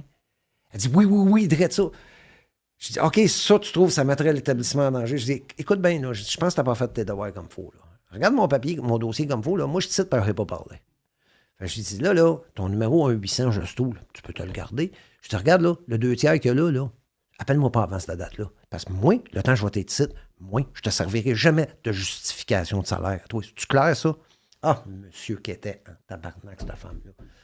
Puis là, tu regardes les autres, man, sa tête, mon vieux, puis ça suit des programmes sans lendemain, puis des programmes qui ont été... Une petite fille de 20 ans qui a passé 3 semaines à apprendre un petit cours bidon qui va te le donner, qui va t'échelonner ça pendant 6 mois, puis ça veut même pas rien dire. Fille qui connaît rien de la vie, man, qui vient à peine de venir au monde, qui va te dire à toi, man, tu vas faire ça, puis hey, gabin, man. Puis les gars s'embarquent tous là-dedans, là, tu sais. Parce que ça pense pouvoir sortir plus vite. C'est beau dans le dossier. Non, parce que ça pense sortir plus vite. Hey, Chris, elle te voit aveugle, tabarnak, tu vois pas encore liste de feuilles à toi le matin que tu sors. Refuser. Ceux qui sont acceptés, là, des stools. Réveille-toi, tabarnak, tu vois pas clair. Mais tu vois pas les choses qui se répètent. On dirait que le monde sont obvious, tout ça. C'est comme, ils voient pas. Ils ont le nez collé sur la grosse image, man. Ils n'avaient pas, tu sais. Man. Tu vas mettre le contraire au provincial parce que tu dis que tu préférais le provincial. C'est quoi la différence? C'est ça, c'est Provincial, ils nous crissent la paix. C'est ça, tu fais juste comme t'es là. Comme un peu tu disais, là. T'es là, t'es jugé, t'es embarré. C'est ça. Au moins, ils t'achalent pas. Ils vous laissent vous entretuer dedans, mais au moins, tabarnak, ils vous achalent pas. Là-bas, au peine, là, ils sont tout le temps sur ton dos. Comme si, man, le juge, là, il t'a pas sentencé à aller te faire écœurer par eux autres, tabarnak. Il t'a sentencé, gars, t'as plus de liberté. Puis si ce monde-là, il voudrait vraiment faire de la réhabilitation, c'est pas ça qu'il ferait. Man, la réhabilitation, là, c'est pas ça, gars. La réhabilitation, là, ça commence quand les jeunes, 18 ans. Les maisons de transition, là, ça coûte le tiers d'une prison, mais ils disent que non, ça coûte trop cher la réhabilitation. Hey, une maison de transition, ça coûte le tiers d'une prison. Tu mets des jeunes de 18 ans, fallait y passer 3 semaines dans un wing comme le C à Bordeaux, là, se faire reprimer un peu, qu'ils connaissent ça un peu, puis après ça, tu les envoies en transition. Là, ils vont dire, ils verront pas en transition comme, les petites places sales. Ils vont dire, Chris, c'est paradisiaque, c'est ça. Là, ils vont avoir une chance peut-être. Faut juste que je me rapporte, il faut que je sois là. Puis il faut que je travaille, c'est ça. Là, il y aurait une chance de s'en sortir. Il est tabarnak avec des proxénètes, des vendeurs de drogue, des coupeurs de chars, des gars, man. C'est drôle que tu me dises ça, parce que moi, en fait, j'ai pas reçu de jeunes avec qui j'ai parlé de transition, mais tous les vieux de la vieille que j'ai reçus à mon podcast me disent tous qu'ils ont trouvé plus rough la transition que la prison. Oui, parce que c'est là que tu te réhabilites. C'est là que tu travailles pour le vrai. En prison, t'en as pas de réhabilitation. T'as pas de job à faire. C'est ça que le monde me dit, parce qu'ils disent en dedans, Christ, t'es logé, nourri, quasiment torché, t'as rien à faire, tu gères à rien. Tu peux pas rien faire, anyway. Puis quand t'arrives en transition, le Christ, faut que t'opères. Faut que t'opères, puis faut. Puis d'habitude, quand t'arrives là, t'as pas une scène. Tu sors de prison. Puis bien souvent, le monde qui se ramasse en prison, comme je t'ai dit préalablement, 90% d'eux autres, c'est des drogués, des alcooliques. Quand tu es un drogué et un alcoolique, là, d'habitude, tu as lésé tout le monde alentour de toi. Il n'y a plus personne qui veut te parler. Quand tu sors de là, il n'y a pas personne qui va t'aider. Fait que tu fais quoi? T'as un X dans le front. Là, exactement. Si tu sors là, comme qu'ils font aujourd'hui, ils ne donnent plus d'ouvrage. La seule ouvrage qui reste dans les prisons aujourd'hui, c'est les buanderies. Et pour quelle raison? C'est parce que c'est des contrats lucratifs extrêmement juteux pour eux autres. Ils travaillent avec les hôpitaux, ils font de l'argent au bout avec ça. Sinon, il n'y en aura plus de ça. Parce que là, qu'est-ce qui arrive? Tu rentres là, tu vides ce que tu as dans ton compte, j'imagine. Puis, man, comme je te dis, si tu es un drogué et un alcoolique, tu n'as même pas rien dehors. Tu n'as rien dehors. Tu n'as même pas de rien le temps que tu es. C'est ça. Tu n'as rien le temps que tu es là, tu ne fais pas d'argent le temps que tu es là, tu ne travailles pas.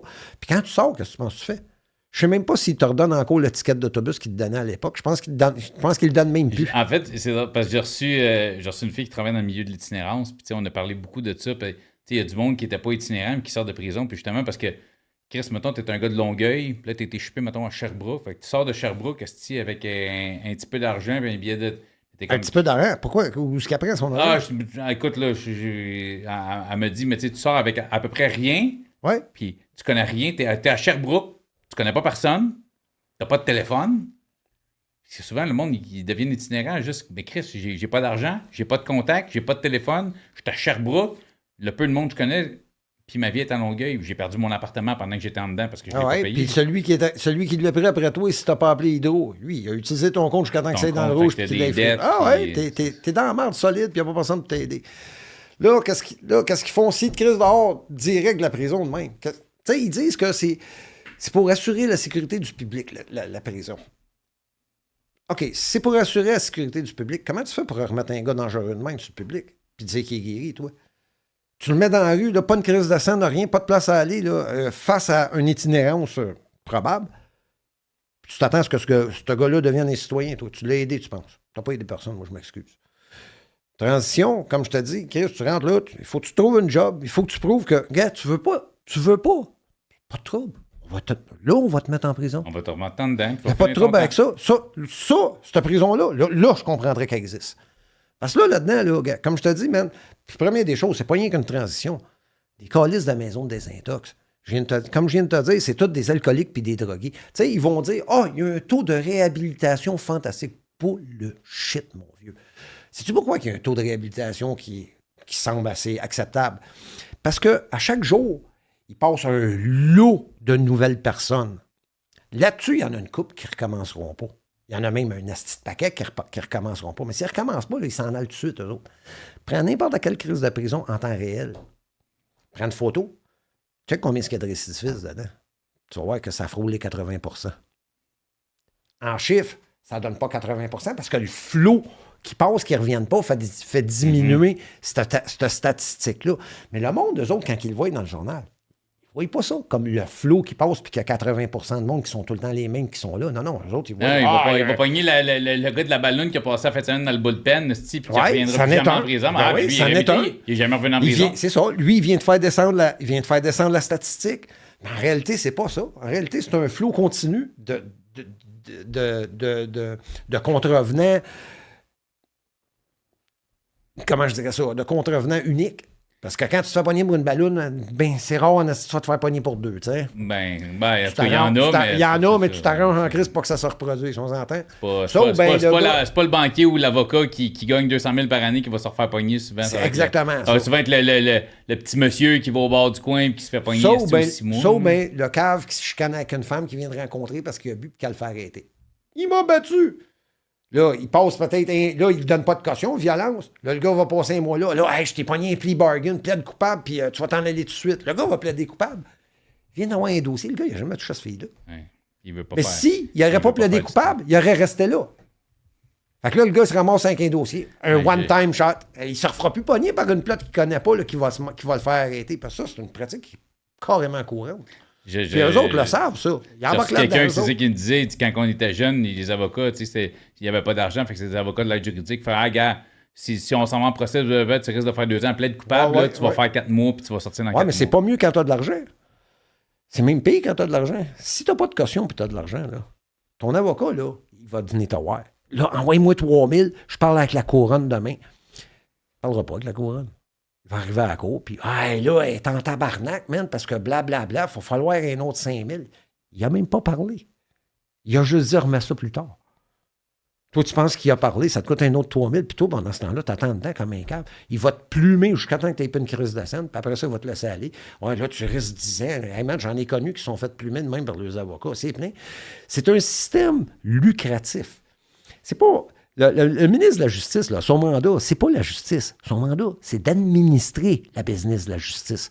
Parce que tu remarqueras qu'à chaque année, il n'y a jamais de surplus dans le budget. Tout le temps un déficit. Puis je le sais, il faut qu'il y ait un déficit. Ben oui. Parce que s'il n'y a pas de déficit, il n'y aura pas d'augmentation l'année d'après. Le budget va descendre. Sauf qu'il y a une affaire. Il y a tout le temps des augmentations dans les astis de budget, mais il y a tout le temps une diminution dans la qualité de vie du détenu. Man, il n'y a même plus un asti de livre. Hey, t'as-tu une idée, c'est quoi, toi, être embarré d'une boîte grosse comme ici, man, pour un calice de livre à livre? Il n'y a même pas un asti de livre. Hey, man, moi, il m'haïssait, sais-tu pourquoi? Parce que j'allais à l'école. Il m'haïssait parce que le matin, il était obligé de venir me mener jusqu'à l'école. Ben, ils m'ont haï toutes mes asti de bits parce que j'étais allé à l'école à toutes mes tabarnaks de bits.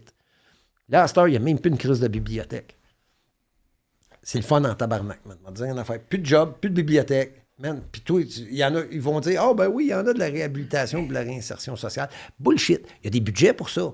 Oui, on va investir tant d'argent dans la réhabilitation. Ben, là, on va faire un panel de consultation, puis on va tous se consulter. Puis là, on va faire un conseil pour l'administration. Puis quand ils ont fini le blablabla, il reste plus une scène.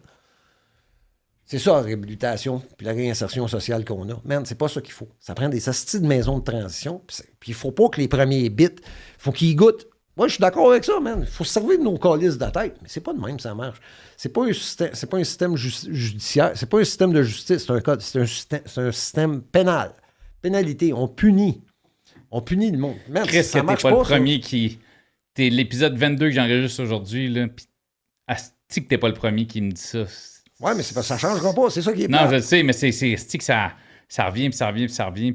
Je suis content parce que prochainement, je vais recevoir l'autre côté de la médaille. Je vais recevoir, je suis en contact avec des criminologues, des anciens agents du service correctionnel. Ouais, mais c'est parce que, tu sais, quand t'as été du côté... Tu sais, moi, il y a du monde qui disent... J'ai lu un commentaire que ma haine contre le système biaise mon jugement. Non, non, monsieur. Moi, je suis une personne extrêmement objective. La plus objective que t'as connue, mon vieux. Jamais, extrêmement rarement. J'ai arrêté de mentir, j'avais 16 ans quand je me suis rendu compte, man, c'est ben trop compliqué tout le temps de se rappeler tes menteries. Parce que pour être un bon menteur, il faut que tu te rappelles tes menteries. Puis pourquoi je viens de raconter de la tabarnak de bullshit ici. Je suis écrivain. Je peux l'écrire dans les livres tant que je veux. Mais de toute façon, je veux dire, Chris, tu peux pas être la meilleure personne pour en parler. Chris, toi, tu l'as vécu. Fait que mais il y a du monde qui dit que c'est pas vrai. Il y en a un qui dit moi, j'ai travaillé 30 ans comme gardien. On a à cœur le bien-être et la santé des détenus. Peut-être qu'il y en a. Oui, mais ceux-là ne travaillent pas sur le plancher. Ceux qui travaillent sur le plancher, ils s'en calissent de toi. Moi, laisse-moi te le dire. J'ai connu un gars, moi, il a fait 3 ans de trou.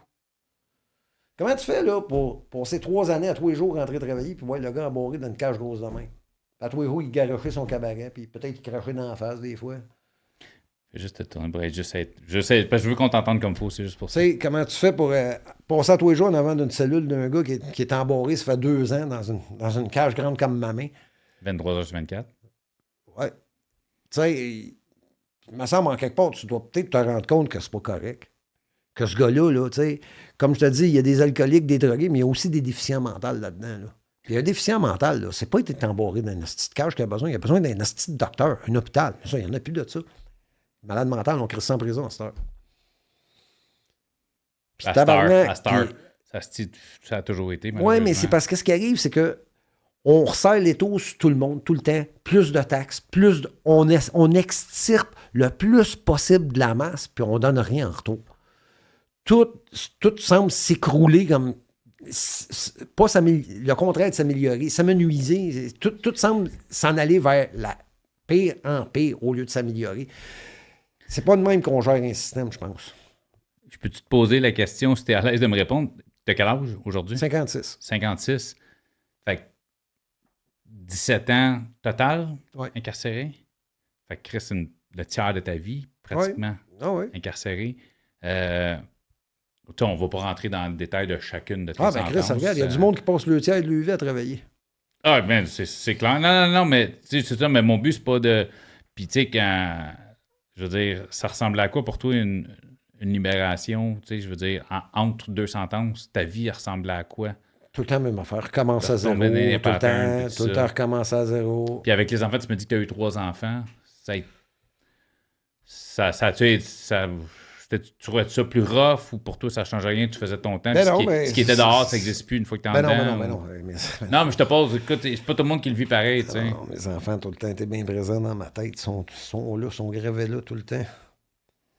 Ah non, je trouvais ça dur pour ça, pour mes enfants, mais tu sais, eux autres me reprochent que je n'étais pas là, mais tu sais, c'est pareil comme bien du monde qui me disent ben, t'es allé là, mais c'est toi qui as choisi d'y aller.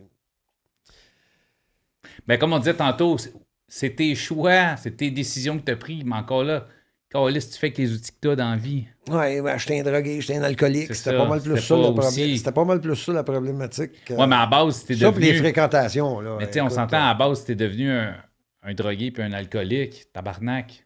Ça part de quelque part. Là.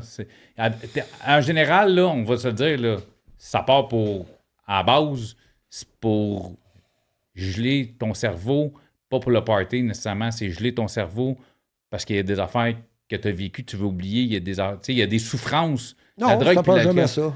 T'as pas, non? Non, ça a jamais été... Non, mais je te dis... Il y a bien du monde, c'est ce que tu as vécu dans ta jeunesse, tu sais, tabarnak. C'est pas ça, c'est parce qu'il y a du monde là, qui vont agresser des enfants, puis ils vont servir comme excuse. C'est parce que moi, j'ai été agressé quand j'étais jeune. C'est pas vrai, ça. Moi, j'ai été agressé toute ma jeunesse, man. J'ai jamais agressé un enfant, man. Je trouve ça répugnant. Non, mais le fait que tu aies été agressé dans ta jeunesse, c'est peut-être, peut-être même dans ton subconscient, qu'est-ce que tu te gèles justement parce que si tu penses pas à ça, ça te fait oublier peut-être cette blessure-là que peut-être pour toi non, mais comme je te disais tantôt, un enfant, c'est un éponge, même si t'es pas conscient. Oui, mais gars, peut-être que si je me serais jamais fait faire ça quand j'étais jeune, peut-être que j'en serais devenu un.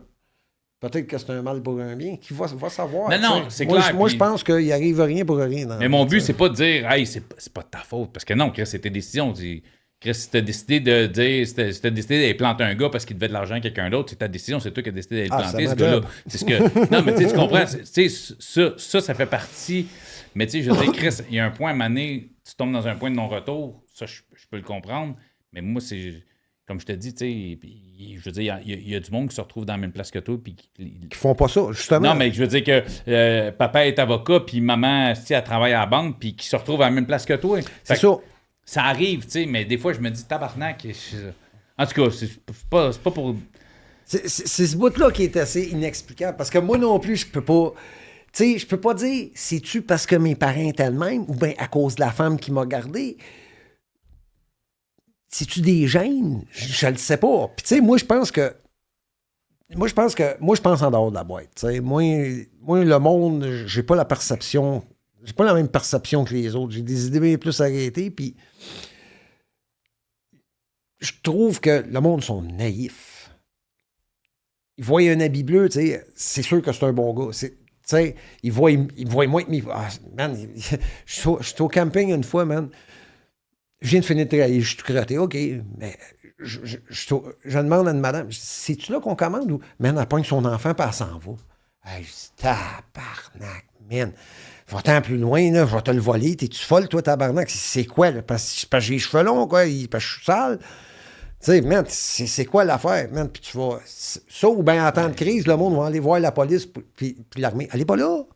Si, sauvez-vous. S'il y a de quoi, sauvez-vous de l'armée. Regarde, on demandera ça aux Hawaïens, la Mawaï.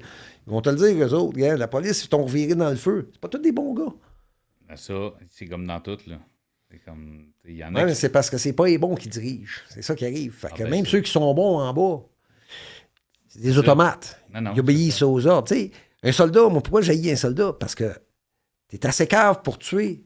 Parce que quelqu'un te dit de le faire. T'as pas de conscience, t'as pas de morale, là. Parce que tu penses que ça s'arrête ici après, toi, là. Si jamais t'aurais un optique comme quoi que la vie continue après, peut-être que tu y penserais avant de prendre la vie d'un autre. Surtout sur les ordres de quelqu'un d'autre, tu sais, quelqu'un qui t'a rien fait. Ta dernière sentence, tu t'as parlé de... Ça fait 2 ans? Là, 2 2 ans? ans. Non, je viens de finir 2 ans à prison maison. Tu viens de finir 2 ans. Ouais. C'était quoi? Ah, possession. Mon chum, il consommait un peu, puis il roulait sa business. Puis s'il avait sa batch à lui, sa bonne, il en prenait trop. Ah, Fait OK. que c'est moi qui la gardais. Ils ont bossé chez nous, j'avais 14 grammes de poudre dans ma poche. 2 ans à maison. Parce qu'avec le dossier que t'as, C'est pas ça, long, là, exactement. mais 2 ans maison, Ben, ça dépend. Quand tu ne l'attends pas, puis tu restes dans le milieu du bois, puis gars, moi, je suis pas une personne qui est... OK, ouais, t'étais... Je suis pas une personne qui est très... Ça fait- comment ben je écoute, dirais, je fais juste... Ça faisait combien de temps, mettons, avant ça, que t'avais pas retourné dans le milieu carcéral, mettons? 3 ans OK. Fait que ça faisait 3 ans que t'étais... que j'étais lousse. Puis tranquille? Oh oui. Tranquille, t'avais ta petite vie. J'étais tranquille. Ben, Fait que oui. dans ta tête, c'était pas mal en arrière de toi, ce temps-là. Oh, c'était, je m'attendais pas à ça pantoute. Gars. Non. Puis ça l'a escaladé après. Là, gars. Elle a été dure. Elle a été quasiment plus dure qu'en prison. Non, c'est pas vrai. Elle a été dure pareil. Là, tu sais, je restais en campagne dans le bois. Mon char n'allait pas bien. Pas beaucoup d'argent. De la misère à faire la commande l'hiver. C'était rough. Mais gars. Passer au travers, c'est ça. Fait que là, dans le fond, t'étais couvre-feu, tu peux sortir juste pour aller travailler, faire ton Non, épicerie. au commencement, c'était 24-24. 24-24. 2 ans, là, c'était 12 mois, 24-24. Après ça, le couvre-feu. Mais 24, faut bien que tu manges, faut bien que tu... Oh, oui, je me laissais sortir 2 heures par semaine, 2-3 heures, aller faire ma commande. Oh, moi, je m'en colle ça, j'écrivais. Non, mais tu sais, Sauf que c'est plate, tu sais. Rien que les avoir dans le cul, là, c'est fatigant. Là, tu sais, tout le temps aller voir quelqu'un toutes les 2 semaines qui racontait ta vie. Puis tu sais qu'il faut que tu fasses attention quand tu parles, parce que tu t'échappes tout le temps sur quelque chose que tu n'aurais pas dû dire, parce que tu fais tout le temps quelque chose d'un petit peu croche sans t'en rendre compte. Surtout quand tu es très croche comme moi. ben c'est ça, quand c'est dans tes gènes quasiment, là, tu sais. Ben là, écoute, moi, je me Ben, lève... toi, c'est moi, littéralement je me dans tes lève, là. gènes, là, tu sais. Moi, je me lève le matin, là, je fume un joint. Ben, je m'en vais travailler, je fume un joint. Je prends un break, je fume un joint. Je vais dîner, je fume un joint. Moi, je suis un fumeur de hache. Je fume. Puis, c'est comme ça. Non, je suis pas là pour juger fuck all. Autre ton joint que tu me disais dans ton... C'est tout. Si Ah t'as non, je touche décroché, plus, tu touches plus à rien. Bon, de temps en temps, je vais me péter un peu à la face, là. Tu vas virer une bonne broche. Non, genre, non, je touche pas à mes drogues de choix, là, pas en tout. OK. Je touche pas à cocaïne, bière. Pas d'alcool. Pas d'alcool, pas de Fait que ça va être quoi, genre un trip de moche ou... Un trip de quai, de morphe. OK. Des fois, j'écrase une coupe de billes. Ça, j'ai pas ça. Des billes de morphine, là. Des billes d'hydromorphine, t'en écrases une 6. Monsieur, que ça te met du mou dans le bas des bras. Ça te met du slack dans la poulie, mon ami. Ouais. Sors pas. Tu nodes un peu. Tu nodes un peu. Tu décroches. Ah oui, tu décroches parce que t'es pas là. Tes enfants? Ah, il y a le super bien. Mes deux filles travaillent. Elles sont belles. Bon gars avec qui est beau. C'est beau bonhomme. Parce que tantôt, parce que j'avais un... T'es mon deuxième podcast, j'enregistre aujourd'hui. Ouais. La personne que j'ai eue avant dit « Hey, je connais ton gars. Ah, tu l'as connu où? En prison. » Ben oui, Maxime. Fait que ton gars, gars a suivi un peu le pattern de papa? Non? Non, Maxime, il a l'argent facile. Maxime, il a tout le temps été témoin. Écoute, il trouvait des guns. Hey, père, c'est quoi? Ah, c'était un gun de dépôt. Comment c'est que t'as trouvé ça là, toi, tabarnak? Man, j'avais des guns tout le temps de cachés tout partout, puis il me revenait tout le temps avec un gun. Mais ouais, non, comment ça? Tu sais que t'es allé fouiller ça, man? C'était caché, cogné en dessous du... Fait que depuis qu'il est jeune, il était fouilleux en tabarnak. Fait que depuis qu'il est jeune, il est habitué un peu là-dedans, tu sais. Et que là, sans avoir mis les mains dedans, hein, mais là, il a commencé à la maudite pelule de calice. Connaît bien du monde, hein. Fait que c'était pas dur, oui, un bloc de 1000 pelules. Il se met à vendre la pelule, c'est payant. Fais une pelule. Ah, maintenant, à un moment donné, il fait une pelule. À un moment donné, on fait tout le temps des pelules, puis on vend des pelules, puis à un moment donné, on ne sait pas tenir avec des pelules. Un servicieux qui... Puis je passais à mon temps et dire, man, tu te ramasses en prison. On n'écoute pas, man. Je voyais mon père qui me parlait, puis je me voyais le regarder, puis dire, asti que t'es cave, man. Je suis bien plus wise que ça. Puis je me voyais me faire pogner après, puis dire, il était pas si fou que ça, le bonhomme. Tu sais, quand tu connais pas ton histoire, quand tu connais ton histoire, elle n'est pas supposée de se répéter. Puis tabarnak, man, je comprends pas pourquoi, man. Je la connais, mon hostie d'histoire, puis elle se répète d'un bout à l'autre. Quand j'étais jeune, je me disais, Chris, moi, je ferais pas ce que ma mère a fait. Tu sais, j'ai fait la même calice d'affaires. J'ai abandonné mes enfants pour une vie de crime, sans même m'en rendre compte. Puis aujourd'hui, je m'en rends compte. Je suis d'accord avec eux autres, man. As-tu une belle relation avec tes kids aujourd'hui? Ah oui, ben oui. Ouais. Ils sont présents dans ta vie. Oui. Cool. Ben ça, écoute, je suis content pour toi parce que ça, je pense que c'est un affaire. C'est un affaire qui est capable de grandir un homme. Ah oui, c'est ses enfants. Tu sais, quand tu te sens à bout, quand tu es dans le fond du trou, puis tu te dis j'ai rien, au moins, tu as tes enfants, tu sais.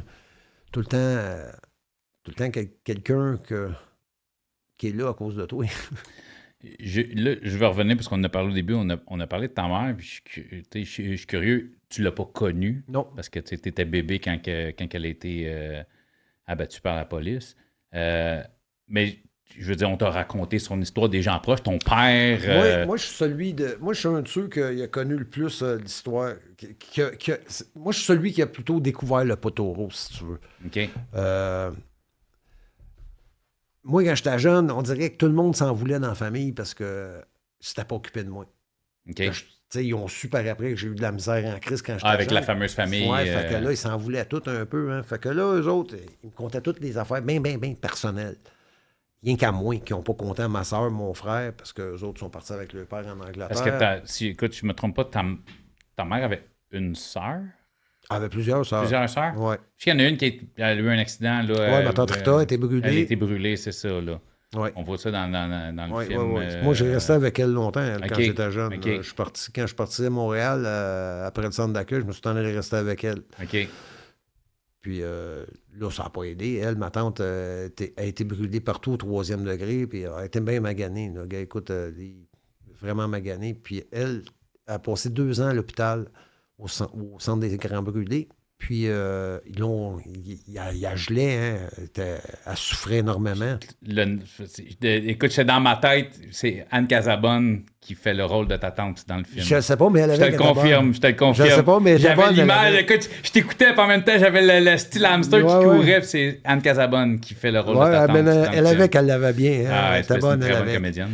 Puis là, c'est ça. Là, j'ai perdu le fil de... Excuse, ta tante, il a drogué c'est ça, pour la souffrance, j'imagine. Pour la souffrance, c'est ça, mais elle restait addict de ça toute sa vie. Hein, puis je sais pas si tu as connu ça, des alcyons. Là. Non, des activants, tu connais ça? Ah, activants, oui, ça, bon, je connais ben, ça. c'était le précurseur des activants. OK. Ils les ont enlevés sur le marché parce qu'ils disaient que ça rendait le monde fou. Là, après ça, ils ont mis les activants, mais c'est pas vargeux, on prenait ça avec, c'était la même affaire. Nous autres, on prenait... Moi, j'ai eu des problèmes d'activants dans la vie. Ben, c'est ça, nous autres, on prenait un pot de sang, là, moi et elle, puis un de nos chums, avec une caisse de 24, le lendemain, il n'avait pas une calice.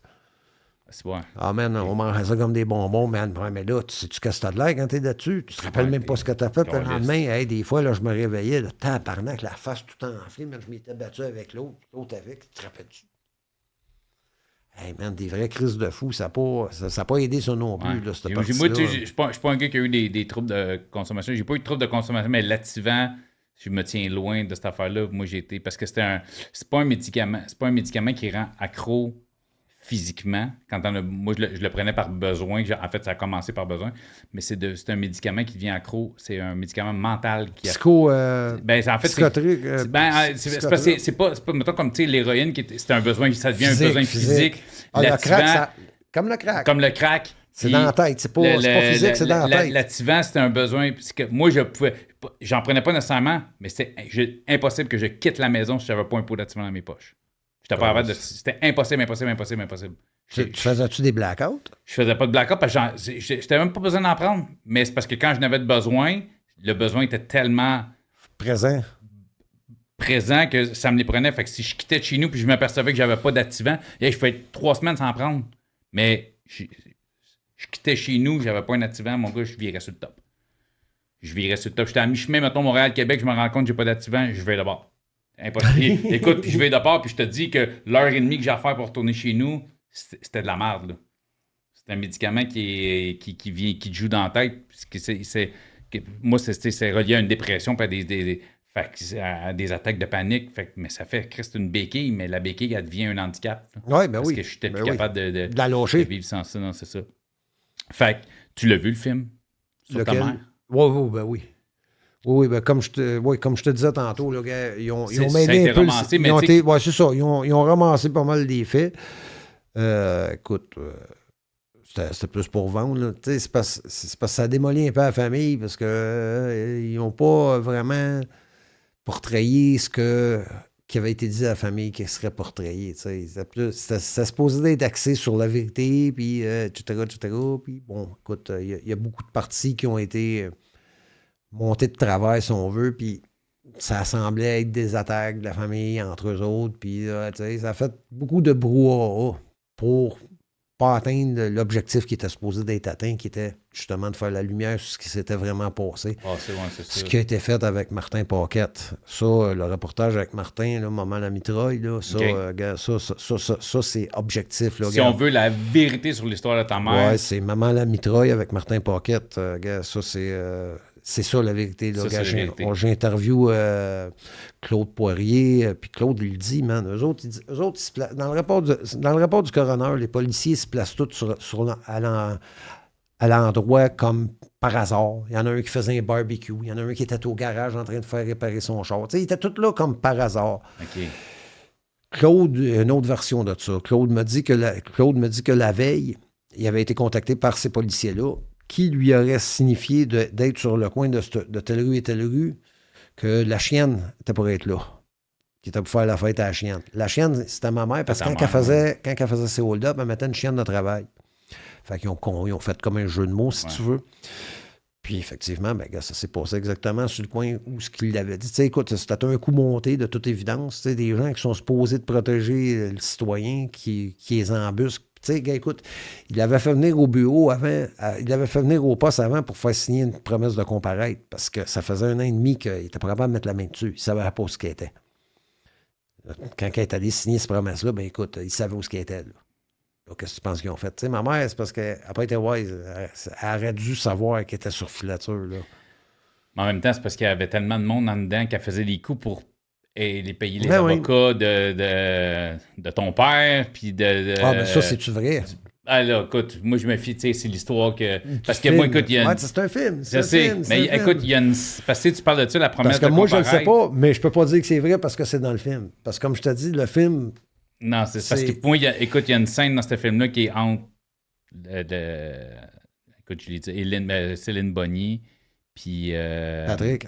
Non, voyons, c'est Elvis Gratton. Oublie son, le comédien. Julien Pouliot. Julien Pouliot. Julien Pouliot. Poulain. Poulain, pas Pouliot. Qui fait un policier, puis il y a une scène entre ces deux-là. Je l'aime, Elvis. Entre ces deux-là, il y a une scène dans le film où il se parle comme entre policiers, puis il fait, en tout cas, moi, la petite, si je la pogne, c'est une job, je la pète. Ah ouais. Puis Céline Bonnier, la scène a fini par elle, moi, si je te pogne, c'est une job. Je te pète, puis elle crache d'en face. C'est comme. Fait que, tu sais, c'est comme. Écoute, je te dis, je l'ai vu souvent, tu sais, c'est vraiment un film. C'est cinéma. Mais tu sais, je suis conscient que c'est pas 100% l'histoire de ta mère, mais tu sais, est-ce que ça. Tu sais, je veux dire, ça reflète quand même un peu. La mentalité. La mentalité de l'époque, parce que ta mère a vécu quand même. T'as vu Shotgun Ménard? Ouais. Bon, écoute. Ça donne une idée de la mentalité, là. Quand t'as des policiers qui se promènent avec des 12 puis ça joue au cowboy.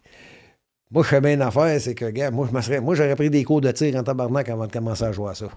Ça, je te le garantis. Moi, je suis pragmatique puis je suis méthodique. Moi, je me serais arrangé pour manquer ma shot. Mais c'était une époque quand même où est-ce que... Ça jouait dur. Mais le crime était rough, tu sais, Ouais, il y avait de l'argent en jeu. Aujourd'hui, le crime, il est cybernétique. Tu voles avec tes doigts. Aujourd'hui, c'est l'Internet. C'est la main, justement, là, tu sais, c'était... Red light. C'était quelque Ah, chose. quand j'étais petit cul, j'allais dans... Mon père m'emmenait là quand j'étais jeune, 7-8 ans. Quand il était sorti la première fois, 8 ans, il m'avait emmené là. Man. C'est là que j'ai commencé à connaître la main. Il y avait un de ses chums qui restait sur le coin de Saint-Denis puis Christin, je pense. Il y avait le théâtre Saint-Denis sur ce coin-là. J'allais au théâtre Saint-Denis, Mike Submarine. Ah, c'était beau, man, c'était le fun. C'était cool dans ce temps-là. Dans ce temps-là, la gaffe marchait encore. Là, il y avait, ah ouais, non, c'est ça. La main, c'était la main. C'était le fun. Non, aujourd'hui, c'est plate. Tu vas là... Plus rien. C'était ça qui mettait l'ambiance. C'était les travelots, les prostituées. Il y avait de la vie. Là, il n'y a plus rien. Il y a de la gamique, mais c'est fait en haut d'un bureau, puis ça vole tout le monde au lieu d'avoir du fun dans le faisant. Comment... tu es quand même fin cinquantaine, puis quand tu es encore jeune, comment tu vois ton avenir? Ben là, j'écris. Ouais, Chris, c'est pas tu me ramènes là-dessus. Ouais, c'est ça. On va mettre tous tes liens, tout ce que tu vas m'envoyer, on va mettre ton Facebook, puis YouTube, puis tout ça. C'est ça, t'écris... Là, j'ai écrit... Là, ce que j'ai sur le marché, c'est une autobiographie. Tu vois, il y a des fois, on réfléchit pas. Hein. Ça m'a pris 10 ans à créer ça. Puis, moi, j'avais 13 ans quand j'ai décidé de faire ça. À l'âge de 13 ans, quand j'ai su qui était ma mère, je me suis dit, bon, moi, là, je vais vivre à 100 000 à l'heure. Puis même que je suis vieux, ben, je vais écrire un livre là-dessus. Puis j'ai de la suite des idées parce que je l'ai faite. Ça a été long, mais bon, j'en suis venu à la bout. Il existe ton livre. Oh, il est en vente sur Amazon. Écoute, plusieurs personnes que j'ai reçues qui ont écrit des livres. J'ai absolument dit au monde, hey, j'en veux une copie dédicacée. Ah, j'ai oublié de l'emmener, Calis. Mais c'est vrai, oui, c'est vrai, je te l'avais dit. Mais écoute, on se recroise. On va se recroiser sûrement. Parce que t'as une couple de personnes que j'ai reçues qui ont écrit des livres, puis j'aime ça avoir la petite dédicace. Ben oui, j'allais oublier. J'ai oublié de te nommer. On va s'arranger. Là, c'est ça, comme je te dis, des fois... Mais c'est quoi le titre de ton livre? Manufacture criminelle. Manufacture criminelle. Ouais. Fait qu'on peut l'acheter sur Amazon. Amazon, oui, manufacture criminelle, puis c'est en vente là. Toi, as-tu un site où que toi, tu peux les vendre direct parce que tu sais que l'argent vient plus direct dans tes poches? Là, je t'ai rendu là. C'est parce que, qu'est-ce qui est arrivé? Je l'ai sorti pendant le temps du COVID. Fait que j'ai pas fait de lancement. Fait que là, toutes mes copies je les ai toutes envoyées chez Amazon, puis le site, ben gars, j'en vendais pas, j'avais pas de publicité, puis je savais pas trop comment ça marchait, parce que j'ai tout fait moi-même du début à la fin. Puis la fin, disons, je l'ai peut-être botché un peu. Là. Je t'ai rendu à... Tu sais, là, il est écrit, il est corrigé, il est imprimé, puis il est sur Amazon. Là, je n'avais pas fait de lancement, fait que j'ai pas fait de publicité. Puis je suis parti sur... J'ai fait une découverte plutôt extraordinaire, puis je suis parti sur cette découverte-là. Puis ça fait 4 ans que je travaille là-dessus. Ça, c'est l'autre livre que je suis en train d'écrire. Mais pour tout de suite, comme je te dis, t'écris une biographie d'un gars que personne ne connaît, là. C'est pas... Non, je comprends. C'est pas l'idée du siècle, disons. Peut-être, si avec le podcast, tu vas arriver à en vendre une coupe, je te le souhaite.